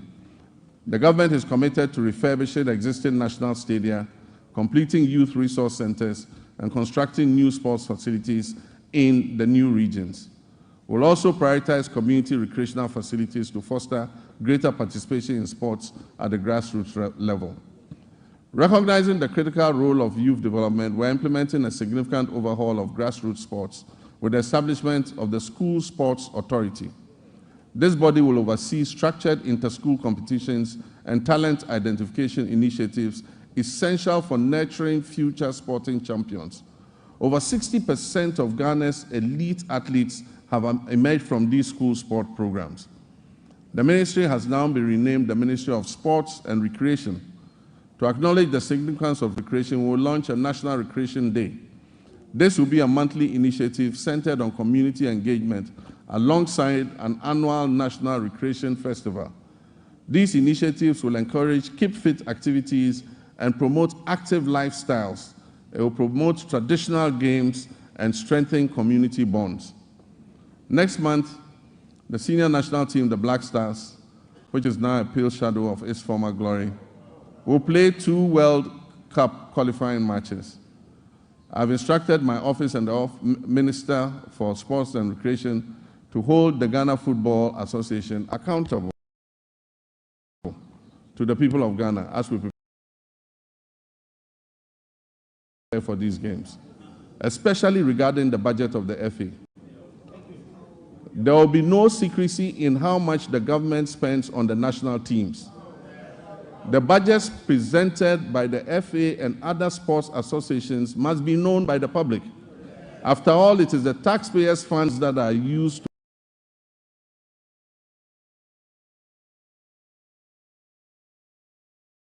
to fund these activities. The reduction in government expenditure and waste reduction applies to all sectors of the economy, including the Ministry of Sports and Recreation. Mr. Speaker, tourism, culture, and creative arts remain vital cornerstones of our national development strategy, playing a significant role in job creation, cultural exchange, and economic growth.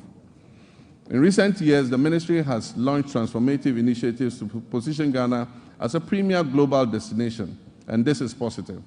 These positive initiatives aim to harness the country's rich cultural heritage, natural beauty, and our dynamic creative sector. Our flagship initiative, the Black Star Experience, aims to establish Ghana as the gateway to Africa for the global diaspora, featuring thoughtfully curated cultural, historic, and creative arts experiences in collaboration with the private sector, diplomatic missions, ministries, departments, and agencies. Our aim is to position the Black Star Experience as a uniquely Ghanaian tourism brand. The Pan-African Month will be and monthly domestic tourism destinations. We will strategically promote meetings, incentives, conferences, and exhibition tourism to diversify our tourism offerings. Ghana's peaceful and democratic environment positions us as an attractive hub for international summits, business conventions, and high-profile gatherings. We must capitalize on this unique advantage to maximize our benefits and strengthen our reputation as the country that is closest to the center of the world. We're also committed to revitalizing the Accra Marine Drive project, a significant urban redevelopment initiative which was designed to transform approximately 241 acres of Accra's coastline into a vibrant tourism and economic hub. Although the cabinet approval for this vital project was achieved during my presidency in 2016, progress has stalled. We'll reassess the work completed and take decisive action to bring this all-important project back on track. We will develop the Osu Castle, the former seat of government, and the area around it as a tourist attraction. It will have a pedestrian precinct with arts and craft markets, jewelry and gold markets. This approximate 22-acre land will become a destination for tourism. Mr. Speaker, our road network is the cornerstone of our nation's infrastructure, facilitating over 90% of the transportation of goods and services across this country. This vital network is critical in supporting agricultural growth by linking farmers to markets, lowering transportation costs, and ensuring quicker access.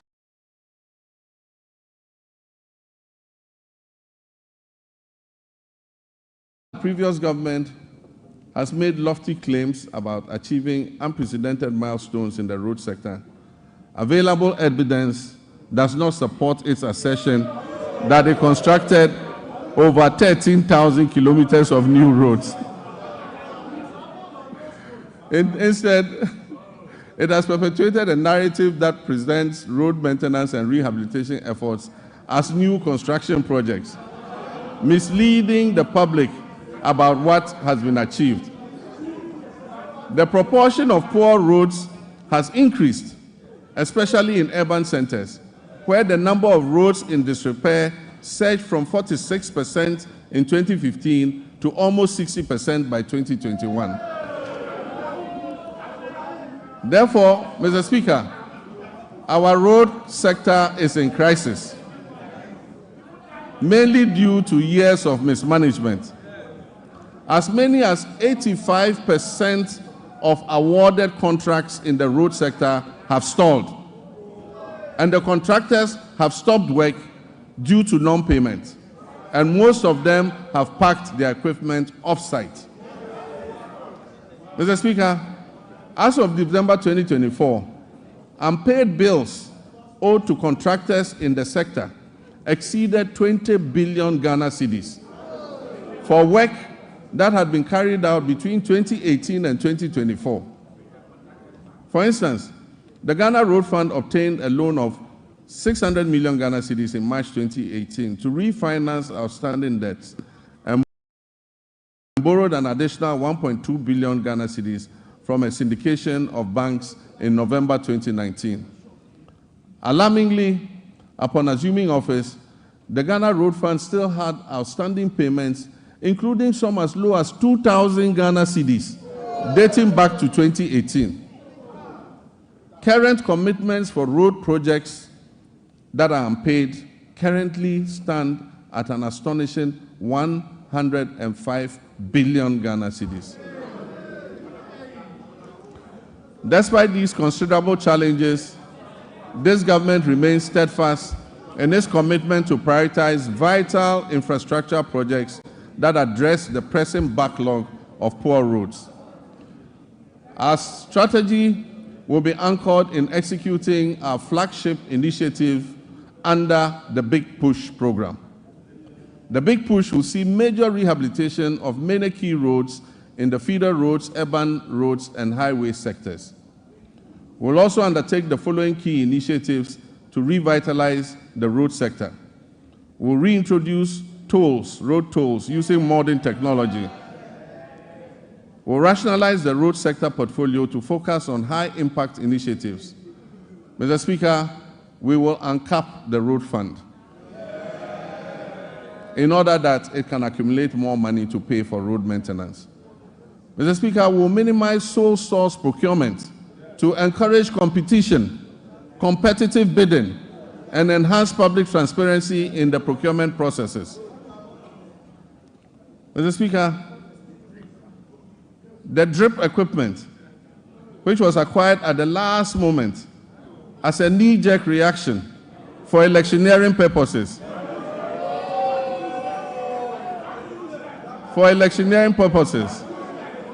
will be reorganized into regional mobile maintenance units to provide emergency road works in the regions.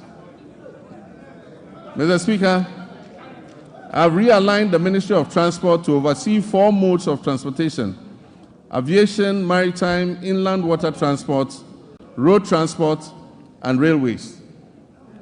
The government will commission a feasibility study to develop coastal water transport services. This initiative aims to promote alternative modes of transport and ensure their integration into our existing systems under the National Transport Policy. It also aims to enhance tourism, reduce road traffic, and mitigate environmental pollution. Motorcycles and tricycles, commonly known as Okada, hold significant potential as a more convenient, timely, safe, and cost-effective mode of transport. Currently, the Road Traffic Regulation of 2012, LI 2180, prohibits licensing motorcycles and tricycles for fare-paying passengers. As part of our government policy, the ministry will amend the regulatory framework to regularize the use of motorcycles and tricycles for commercial passenger transport.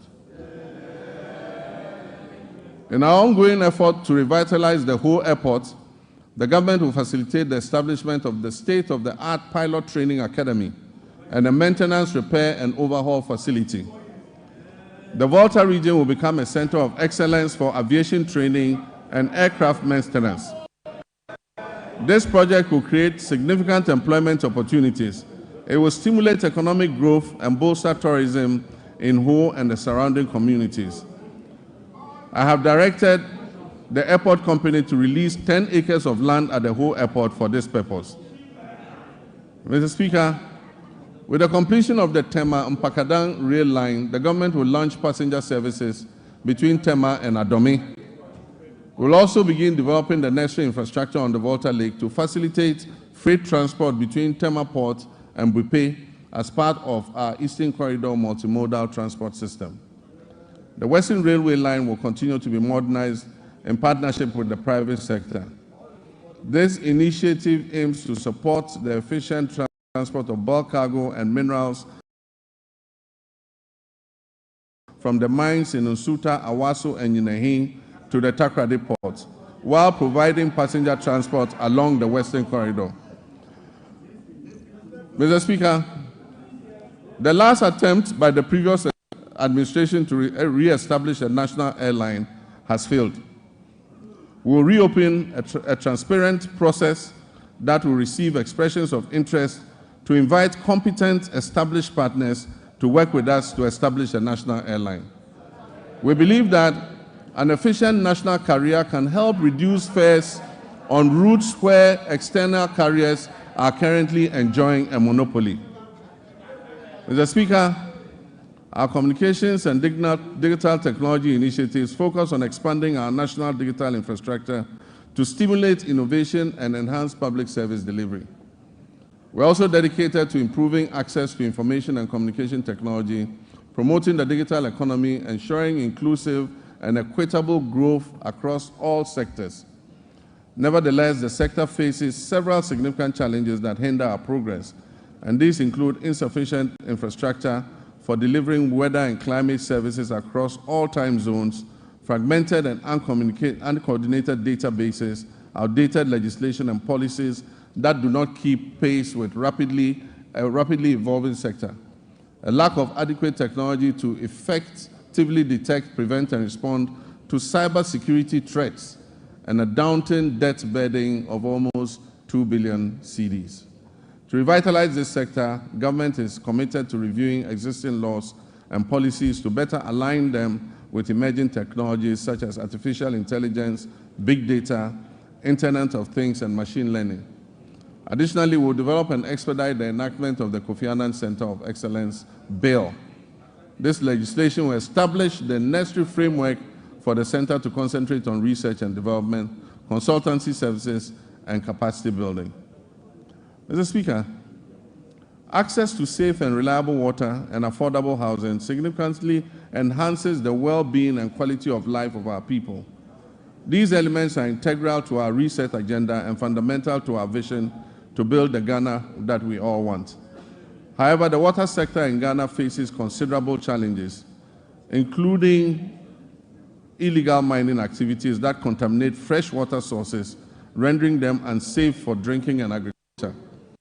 This situation highlights the critical need for a decisive and ongoing effort to combat illegal mining to save our environment and our public health. Government will prioritize completing new and ongoing water projects to improve access to safe drinking water.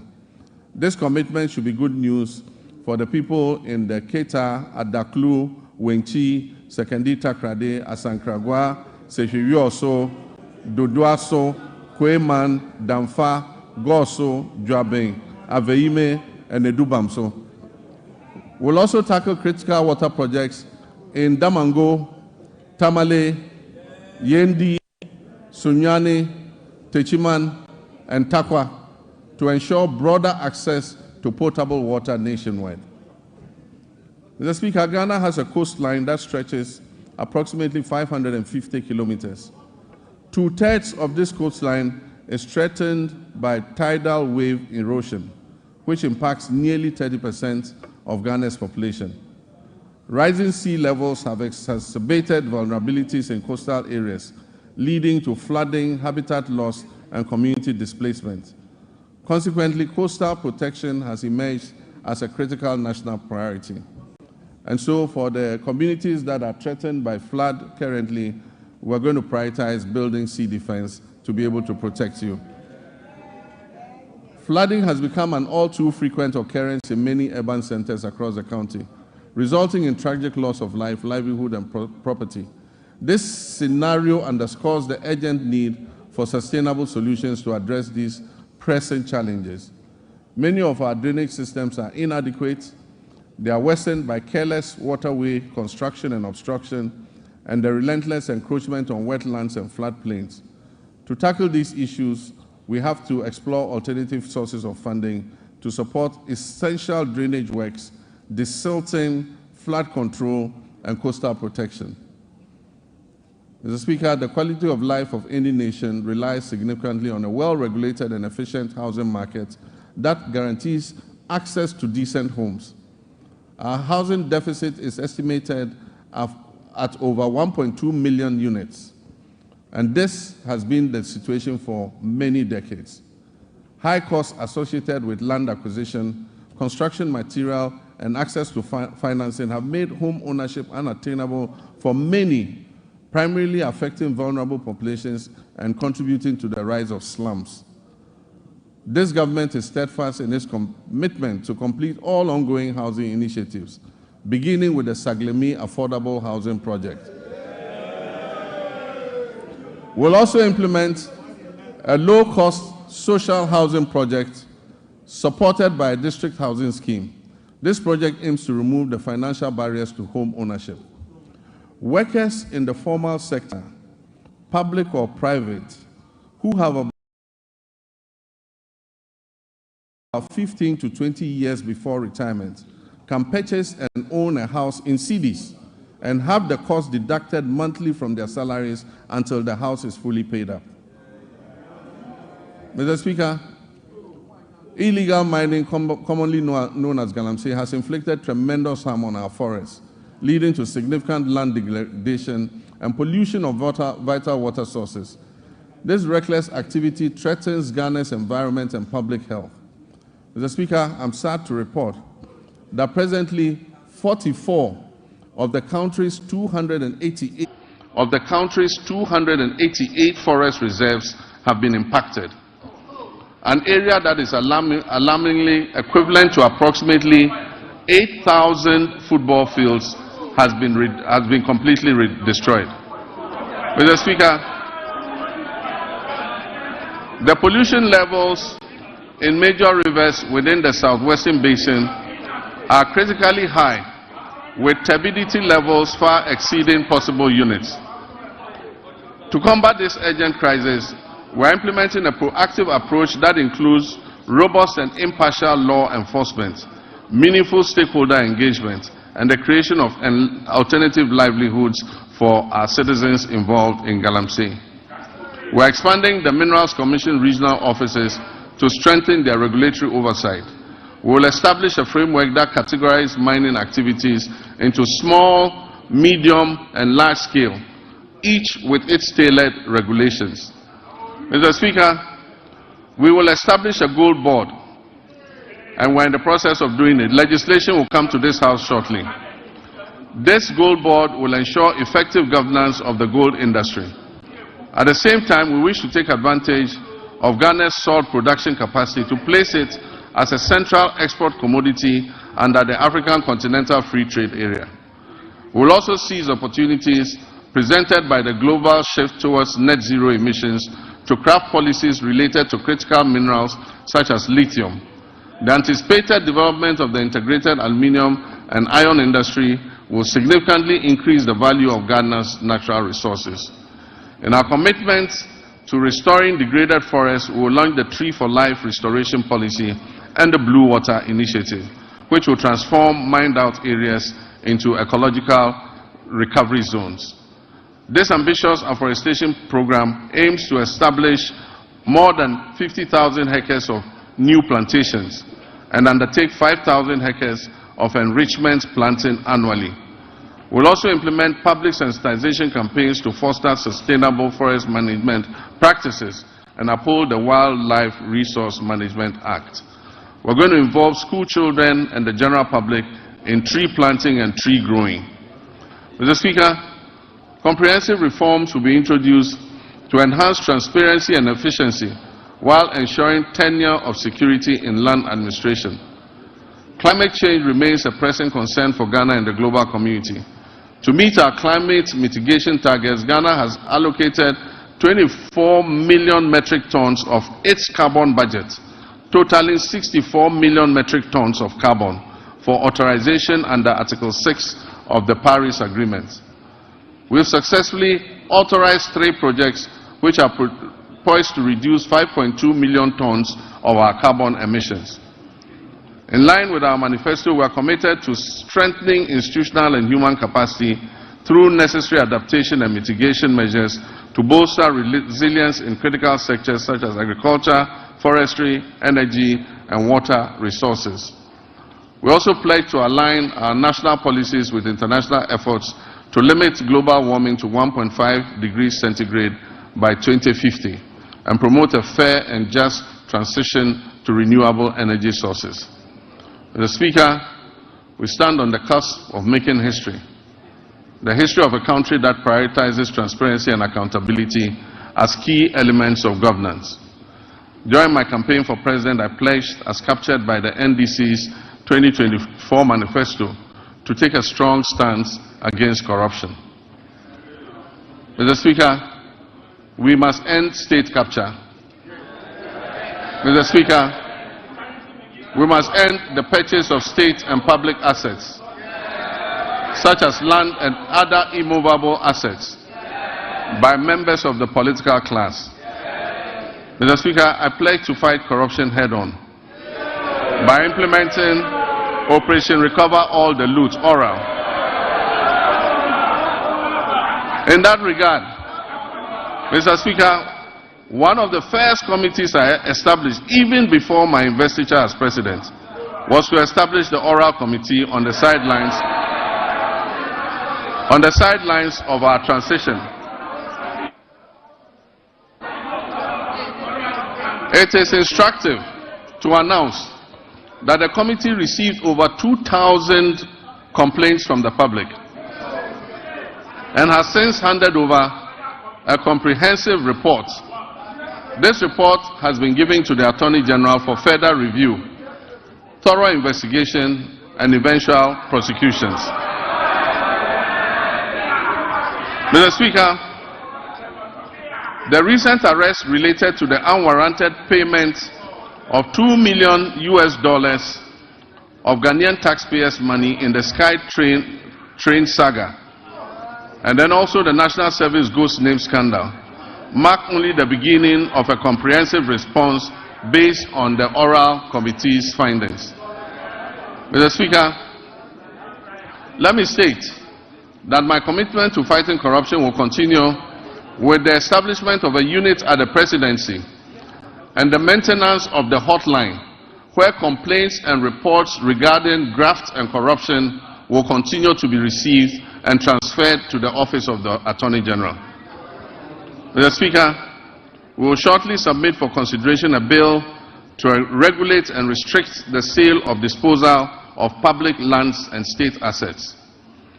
Mr. Speaker, as soon as the 2025 budget is approved, government will immediately take steps to reform the existing anti-corruption agencies by increasing funding and improving transparency and accountability. Mr. Speaker, Ghanaians voted largely and overwhelmingly and endorsed the NDC because we demonstrated a strong commitment and abhorrence for corruption.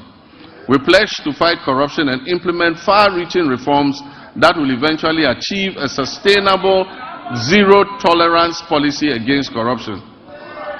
Mr. Speaker, The justice and legal sectors play pivotal roles in ensuring accountability and fostering the fair, equitable treatment of all our citizens by the state and its agencies.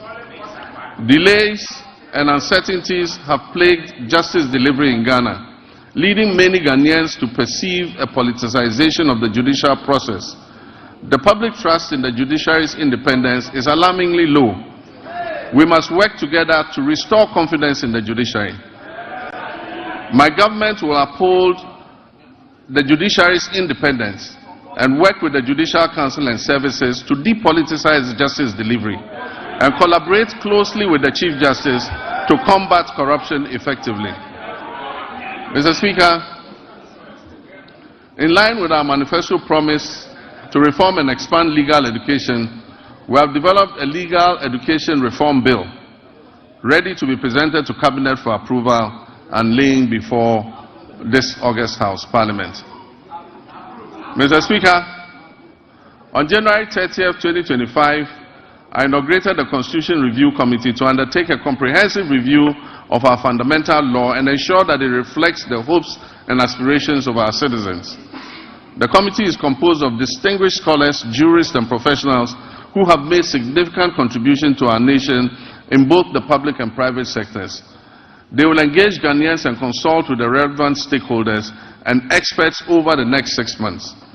Their findings will ultimately be presented to the public for approval, followed by submission to Parliament for enactment into law, and referendums will be held where necessary.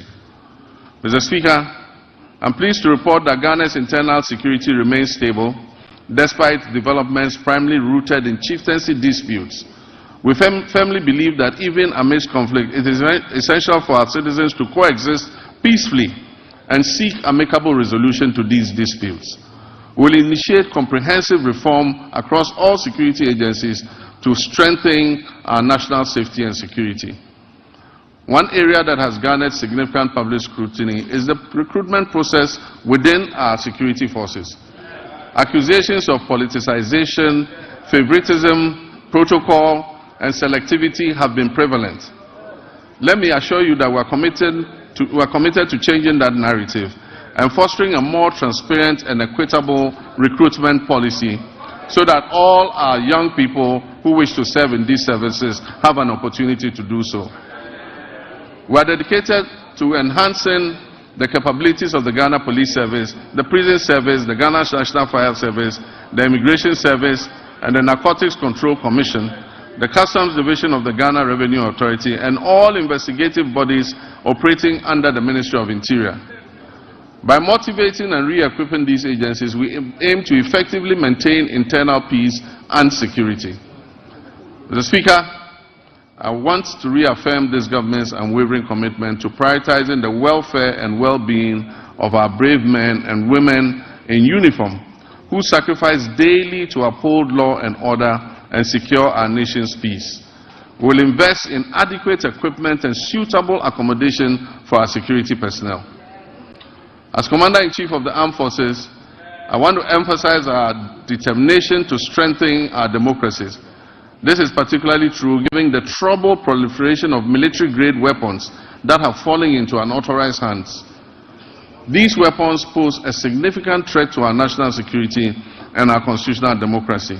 They endanger the safety of all Ghanaians and potentially exacerbate existing conflicts such as chieftaincy disputes, and in many cases fall into the hands of armed robbers. Since taking office, we have pursued a responsible approach to account for these unregistered weapons while maintaining stability within the security apparatus. I'm pleased to report that we've made substantial progress and are committed to ensuring that those responsible for this situation are brought to book.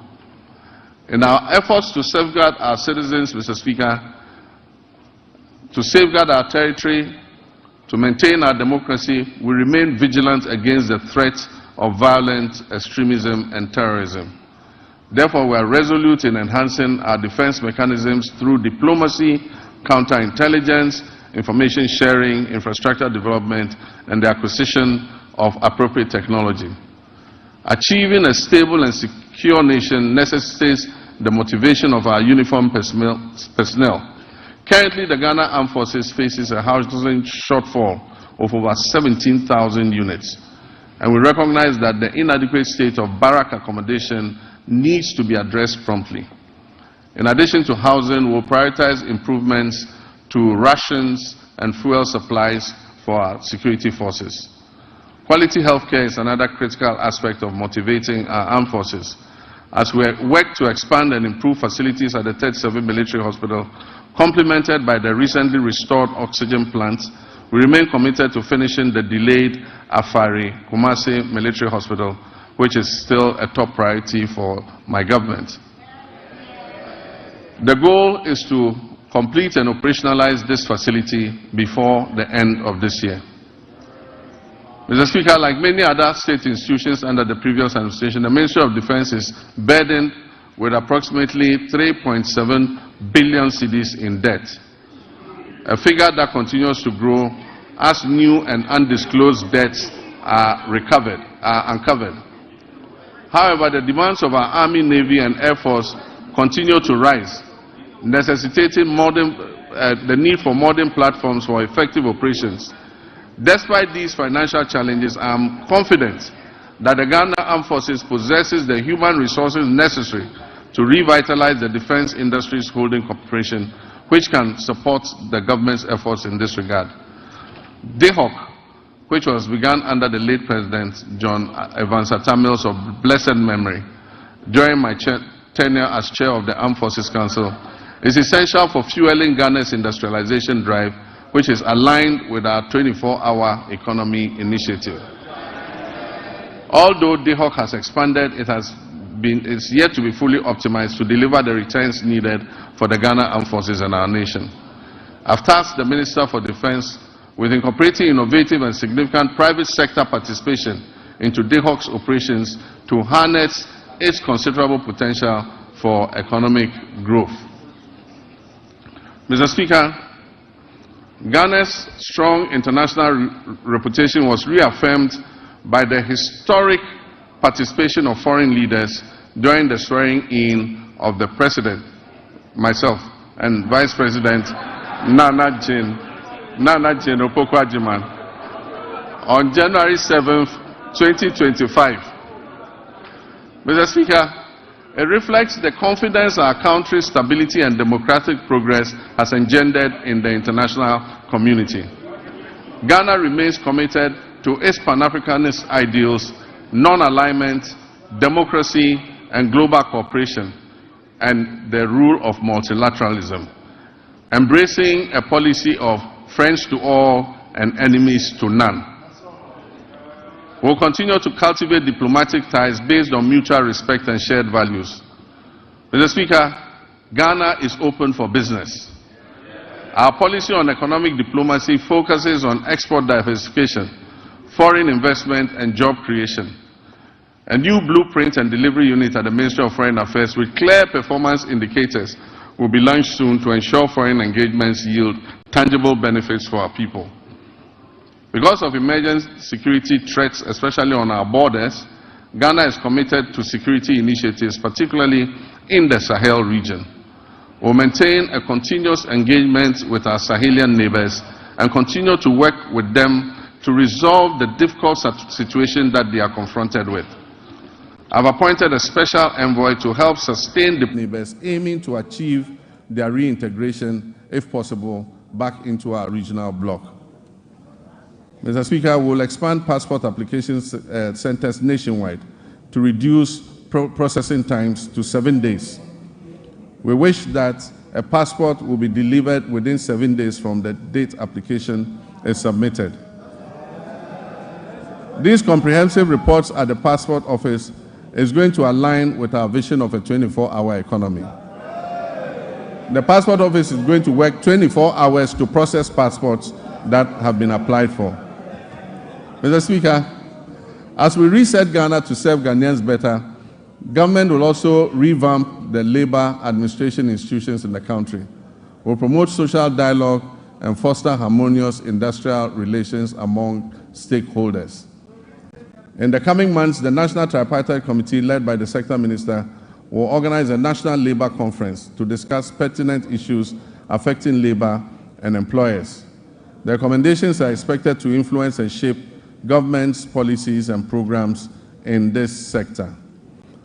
Mr. Speaker, we will launch the Ghana Labor Export Program, which would allow Ghanaians to go abroad and work with countries that we have signed agreements in specialized areas like engineering, technology, welding, carpentry, masonry, and nursing, teaching, and so many and so forth. The government will maintain strict fiduciary responsibility for the operation of the National Pensions Regulatory Authority and the Social Security and National Insurance Trust. This year, the NPRA will fully automate its internal operations and the pension industry will be regulated. This is critical to safeguarding the growing pension fund assets. As part of measures to increase pension coverage in the informal sector, which currently stands at only 11%, the government will implement an informal sector pension inclusion initiative to increase participation in micro-pension schemes.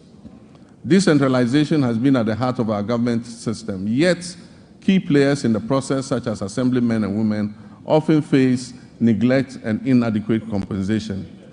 Mr. Speaker, I did promise to pay modest allowance to our assemblymen and women, and I'm committed to keeping this promise. The Honorable Minister, when he presents the budget to this House, would have a provision for allowances for assembly members. Mr. Speaker, I have just unveiled the state of the nation as I came to meet it. I've also disclosed several measures that I intend to take to address the challenges we have inherited. Nonetheless, no matter how well-intentioned our efforts to reset our economy are, they will not yield the desired outcome without the support of the people of Ghana. And so, to my dear countrymen and women, you have clearly and unmistakably expressed your displeasure with the poor governance and corruption that has existed in the past. Mr. Speaker, some of our compatriots did so even at the peril of their lives, just as our 28 February Crossroads shooting national heroes did in the Gold Coast. May all such martyrs of democracy, those who have died in the process of elections and in the process of just exercising their civil rights, may they rest peacefully in the bosom of the Lord. Mr. Speaker, we will, as I promised, investigate these deaths and we will provide appropriate compensation to the families of those who have died during the elections. My brothers and sisters, you gave me a compelling mandate that leaves no one in doubt about your expectations of me and my government. You embraced the vision to generate new and well-paying jobs through the 24-hour economy initiative. The arrogance of power that you so much abhor will be a thing of the past. I will enforce and demand the highest standards of performance from those I have chosen to work with me to improve the circumstances of our country. I'll publish a code of conduct that they will be strictly made to abide by. Mr. Speaker, it would be remiss of me if I didn't admit that the entire economic value chain is currently in the internal ICU, in the ICU.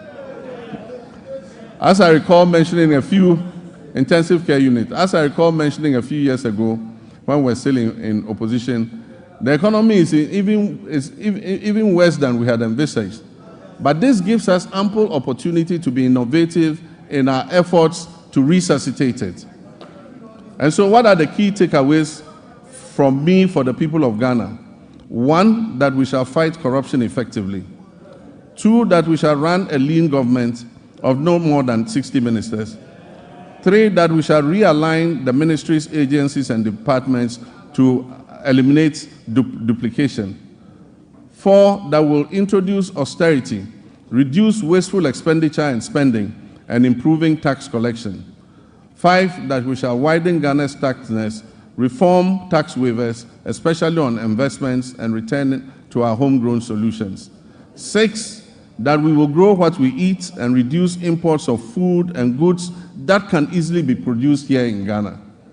Your voice and contributions will prove invaluable on this journey of national reset, and I encourage you to make your voices heard.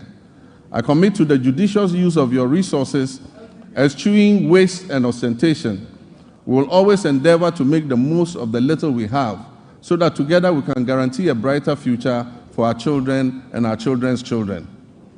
Though the state of our nation now may appear bleak and the task of addressing it may seem daunting, nothing should stop us from achieving our goals once we set our minds to it. In one collective push, we can resolve to make this great nation bequeathed to us by our forebears and see it come to fruition. Mr. Speaker, Ghana's economic challenges are not insurmountable. They present the government and everyone else the opportunity to innovate, to reflect, review, and reset, which is the theme for the commemoration of our scaled-down 68th independence anniversary. Mr. Speaker, it is said that there is strength in unity. Ghana's greatest strength lies in its people, its young and energetic youth.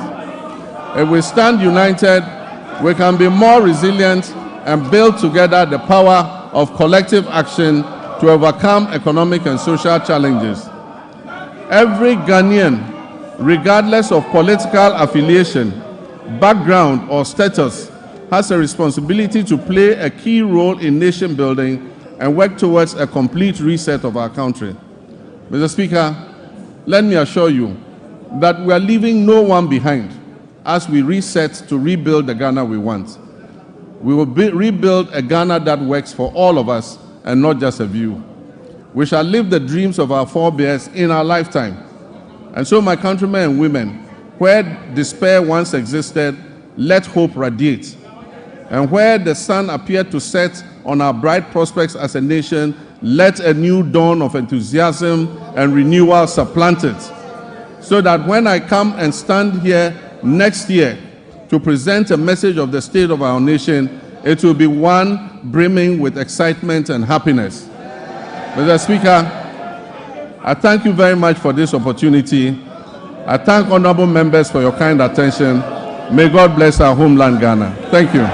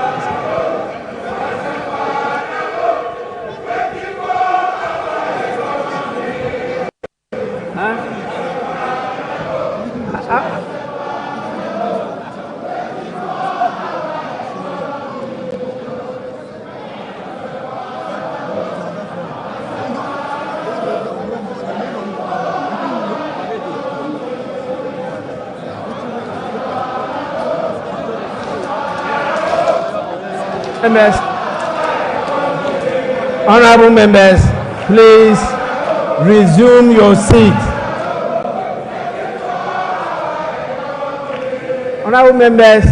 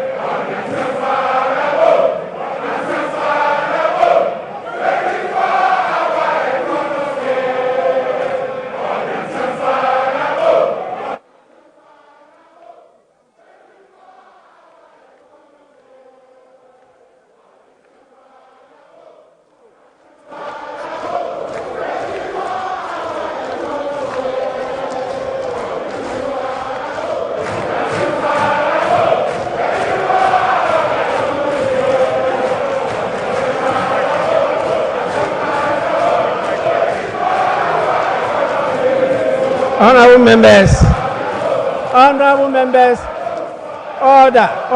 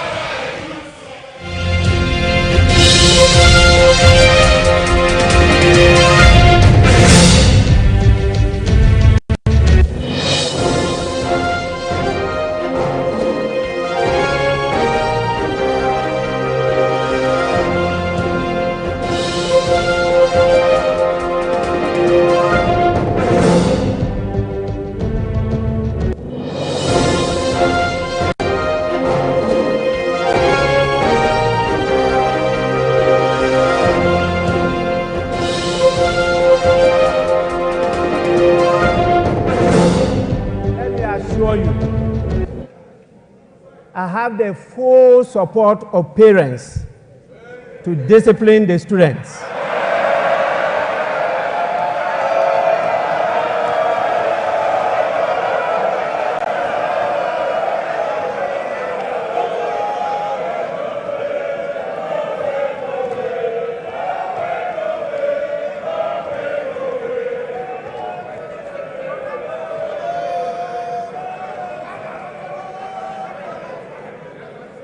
I will not accept any apologies again. Honorable members, in accordance with Standing Order 72, Rule 4, I convey to His Excellency the President the gratitude of the House for the address. Honorable members, again, in accordance with the practice of this House, a formal communication will be forwarded to His Excellency the President after the House has thoroughly debated this address. So you will soon have your say. In accordance with the standing orders of the House, I want to know from the Majority Leader any indication regarding adjournment of the House. In other words, Honorable Leader, can you move for an adjournment?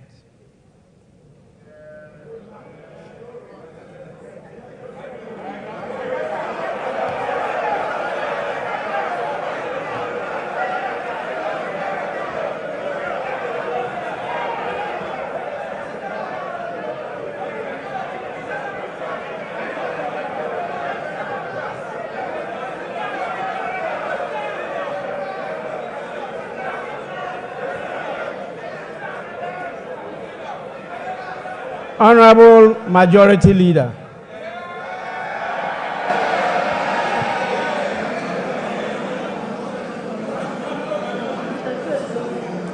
Thank you. Thank you very much, the Right Honorable Speaker. Right Honorable Speaker, we wish to thank His Excellency the President for fulfilling his constitutional obligations under Article 67 and duly presenting to us a message on the state of the nation. So, Speaker, things are clearly bleak. So, Speaker, I see on this side of the House my colleagues in black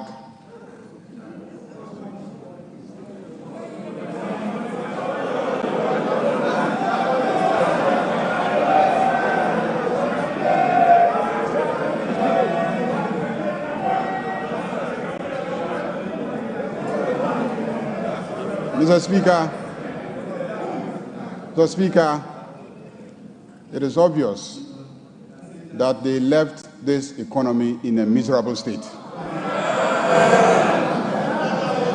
And the attire that they adorn today says it all. But this side is in white because His Excellency the President, we knew very well, was bringing to us a message of hope. Mr. Speaker, our elders have cautioned that you don't leave your crown in the hands of a hyena as a caretaker when you are traveling. Don't be surprised when you come back and the carcasses of all your livestock are gone. Mr. Speaker, what has happened to our economy and our country and the presentation that has been made says it all. It is sad, it is unfortunate. But His Excellency the President has brought us hope. Hope for the youth of this country. Hope for the women. Hope for the Okada drivers. Hope for the private sector. Hope for students. And hope for ordinary Ghanaians who did everything to bring him to office with such an overwhelming number. Mr. Speaker, we have no doubt that everything outlined here gives hope.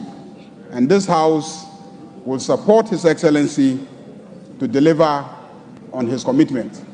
But more importantly, this House will support His Excellency to deliver on the promise of accountability. Those who so damage our economy must be held accountable. And we will support him to deliver on the commitment to accountability. Mr. Speaker, on that note, I move that this House be adjourned to tomorrow 10 o'clock in the forenoon. Thank you very much, Mr. Speaker. Minority Leader.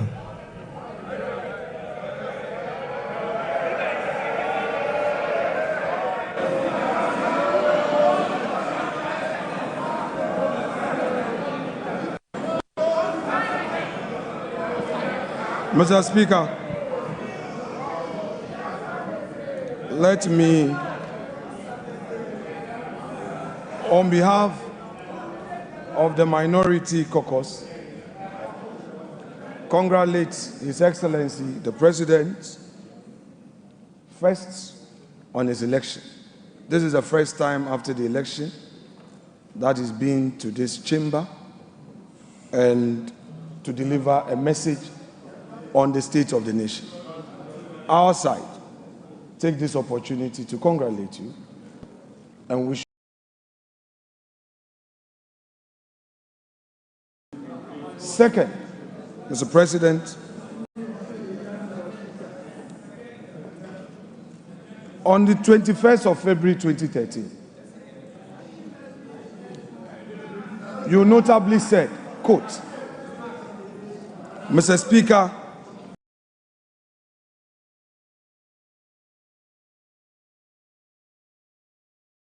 it is now down to the bones.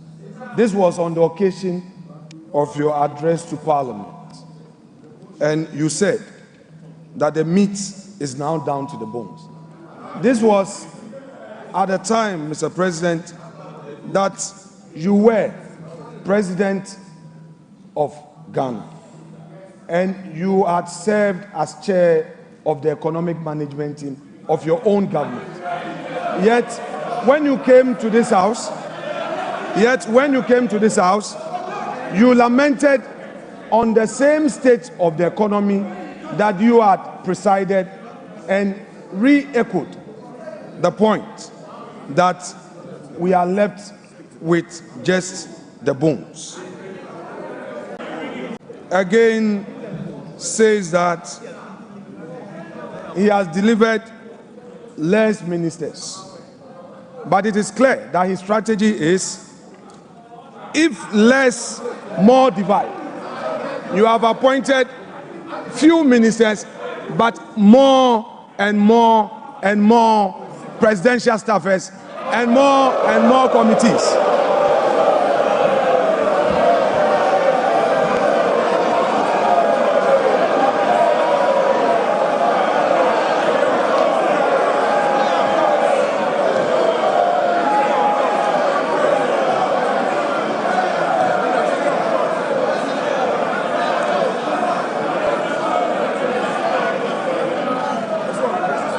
Mr.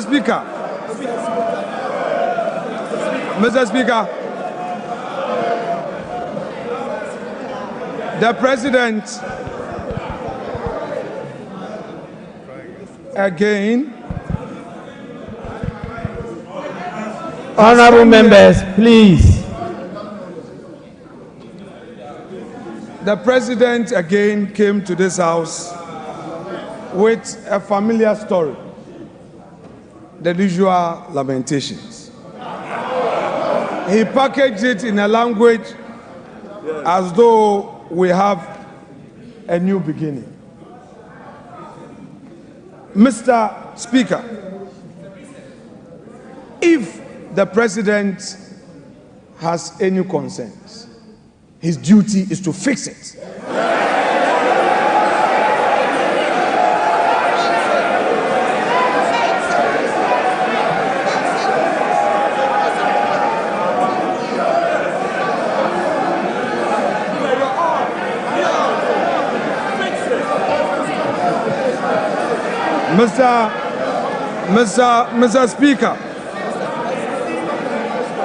Mr. Speaker, His Excellency, the President, has announced to us a cabinet of 19 with only 2 women.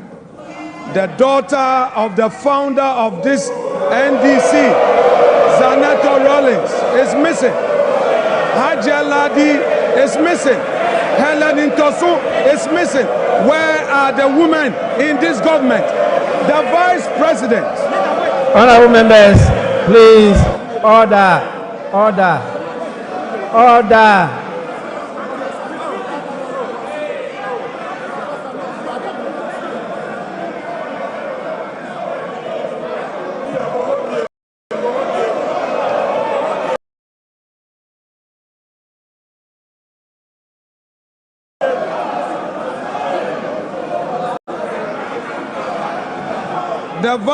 The Vice President is part of the government, and we are seeing only 2 women in cabinet, and the Vice President is sitting there. In percentage terms, we have only 10% of women in cabinet.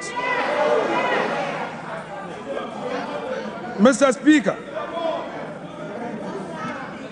the President again, as part of his lamentations, is telling the nation that through some arrangements, they have been able to do 2 things. Pay domestic bonds that matured, and then also they have successfully done some financial engineering to pay some energy sector debt to keep our lights on. My question is, Mr. Speaker, has the President any budget? This is the budget he inherited, the revenues he inherited that he has used for this purpose. The same government is condemning. Mr. Speaker, he has today told us that we have 2.2 million Ghanaians unemployed. But what he has forgotten,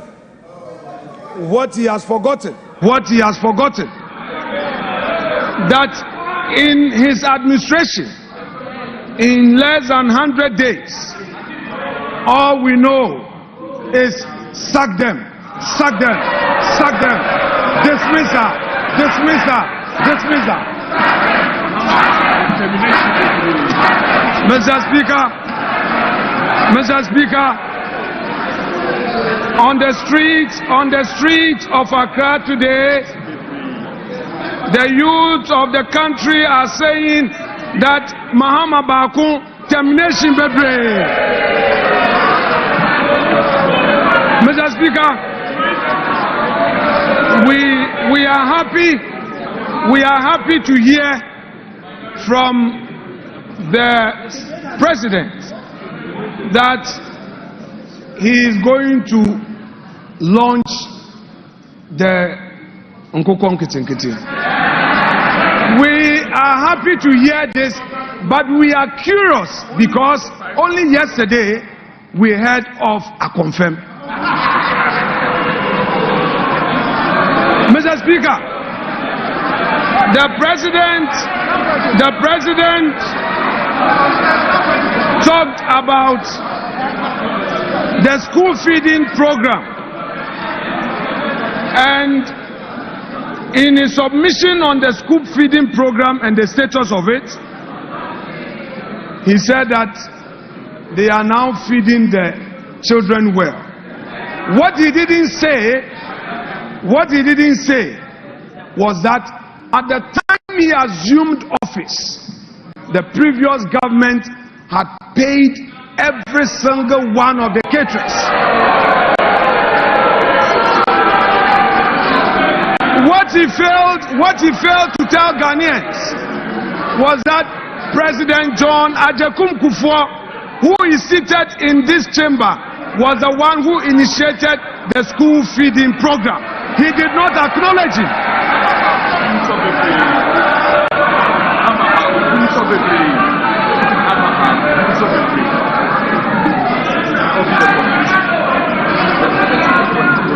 Mr. Speaker, what are we seeing in this government? The same old stock. The same old stock. There's nothing new. There is nothing like transformation. Only yesterday, Mr. Speaker, the youth of the NDC besieged the headquarters of the NDC demanding for jobs. Where are the jobs?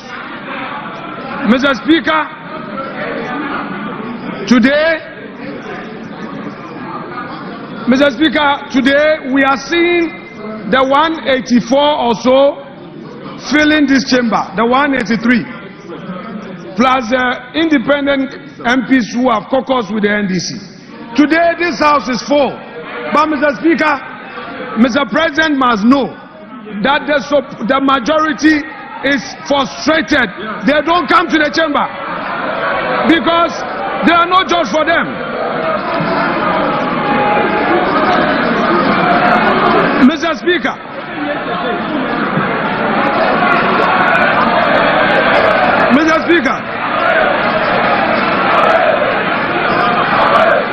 no, we have patience. Honorable members, please, honorable members,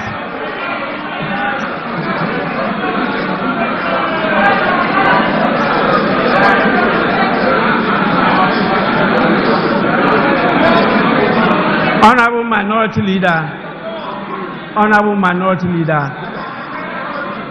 you have 1 more minute.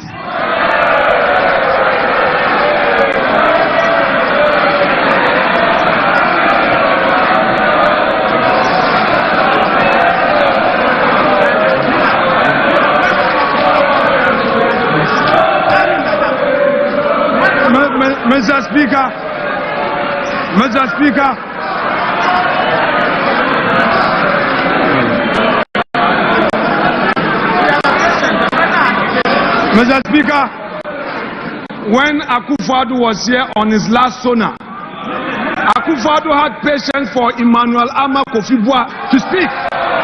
Mr. Speaker, there must be patience for the minority side. I cannot be limited, Mr. Speaker. Let me finish.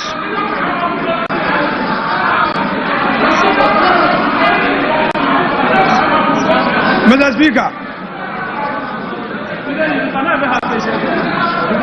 what we have heard today fails to acknowledge the strides made in the last 8 years.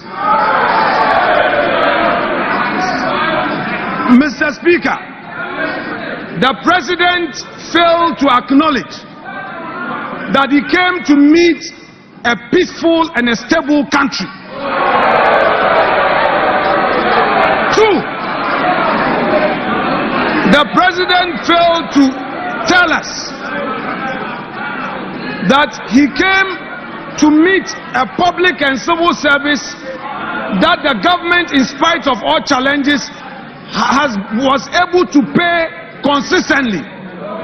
Mr. Speaker, the President failed to tell us that in spite of all the crisis, consistently the Akufo-Addo government was able to increase wages, and the minimum we did was 11% as compared to his 10%. Honorable Minority Leader, Mr. Speaker, to conclude. Your time is Mr. up. Speaker, to conclude. Honorable members, my attention has been drawn to the presence of more distinguished members, and I want to draw your attention to them.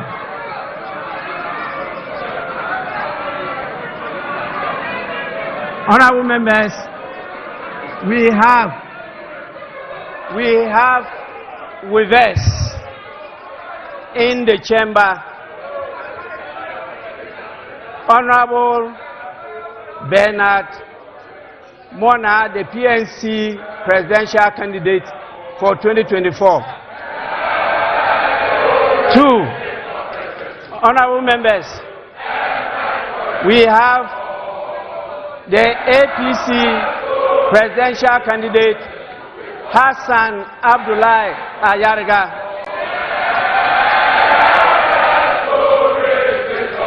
Honorable members, we also have the national chairman of the PNC, Mr. Asaki Samson Awingobit, and we have the PNC vice presidential candidate in the person of Joycelyn Akofa Doche.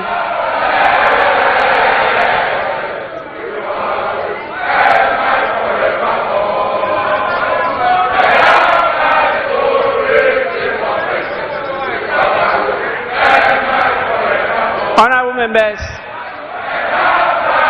I now put the question.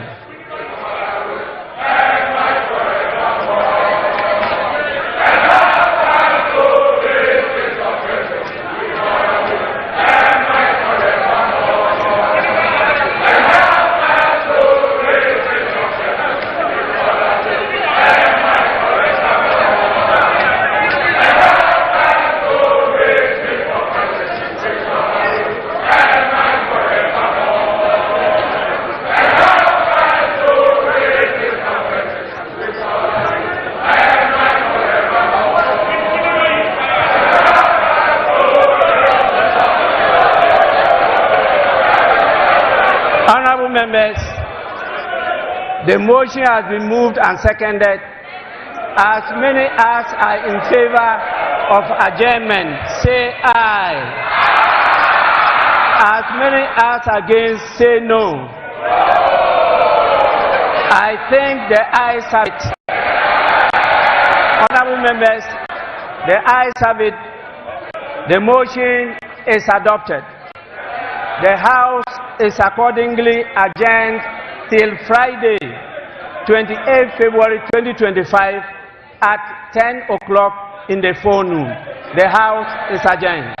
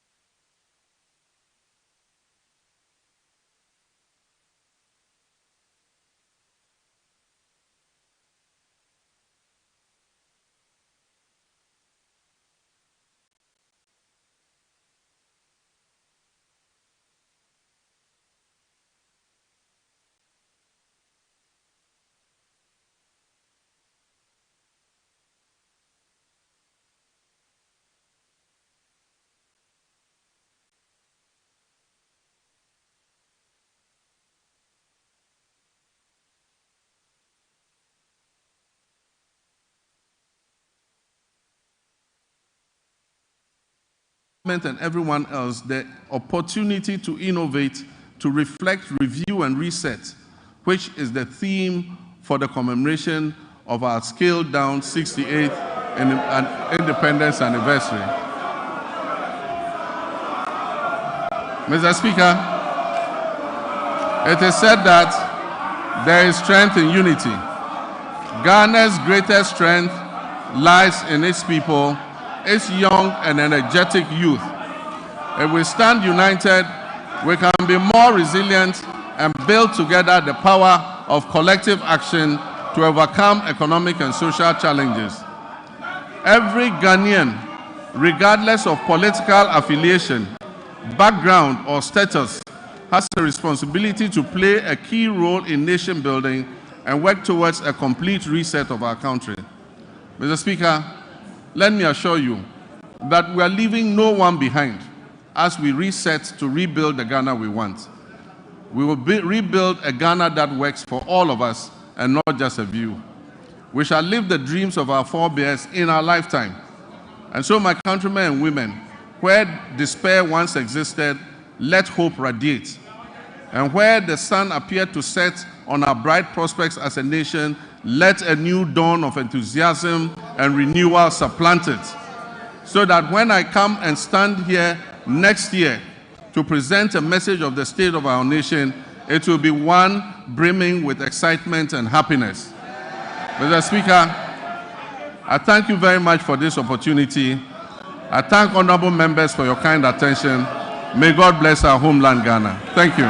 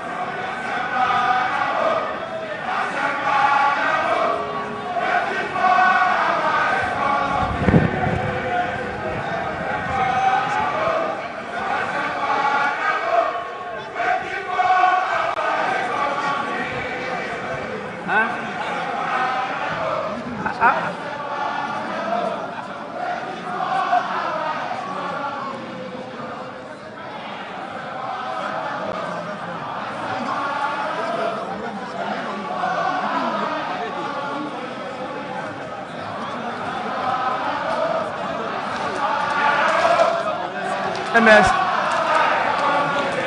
honorable members, please resume your seat.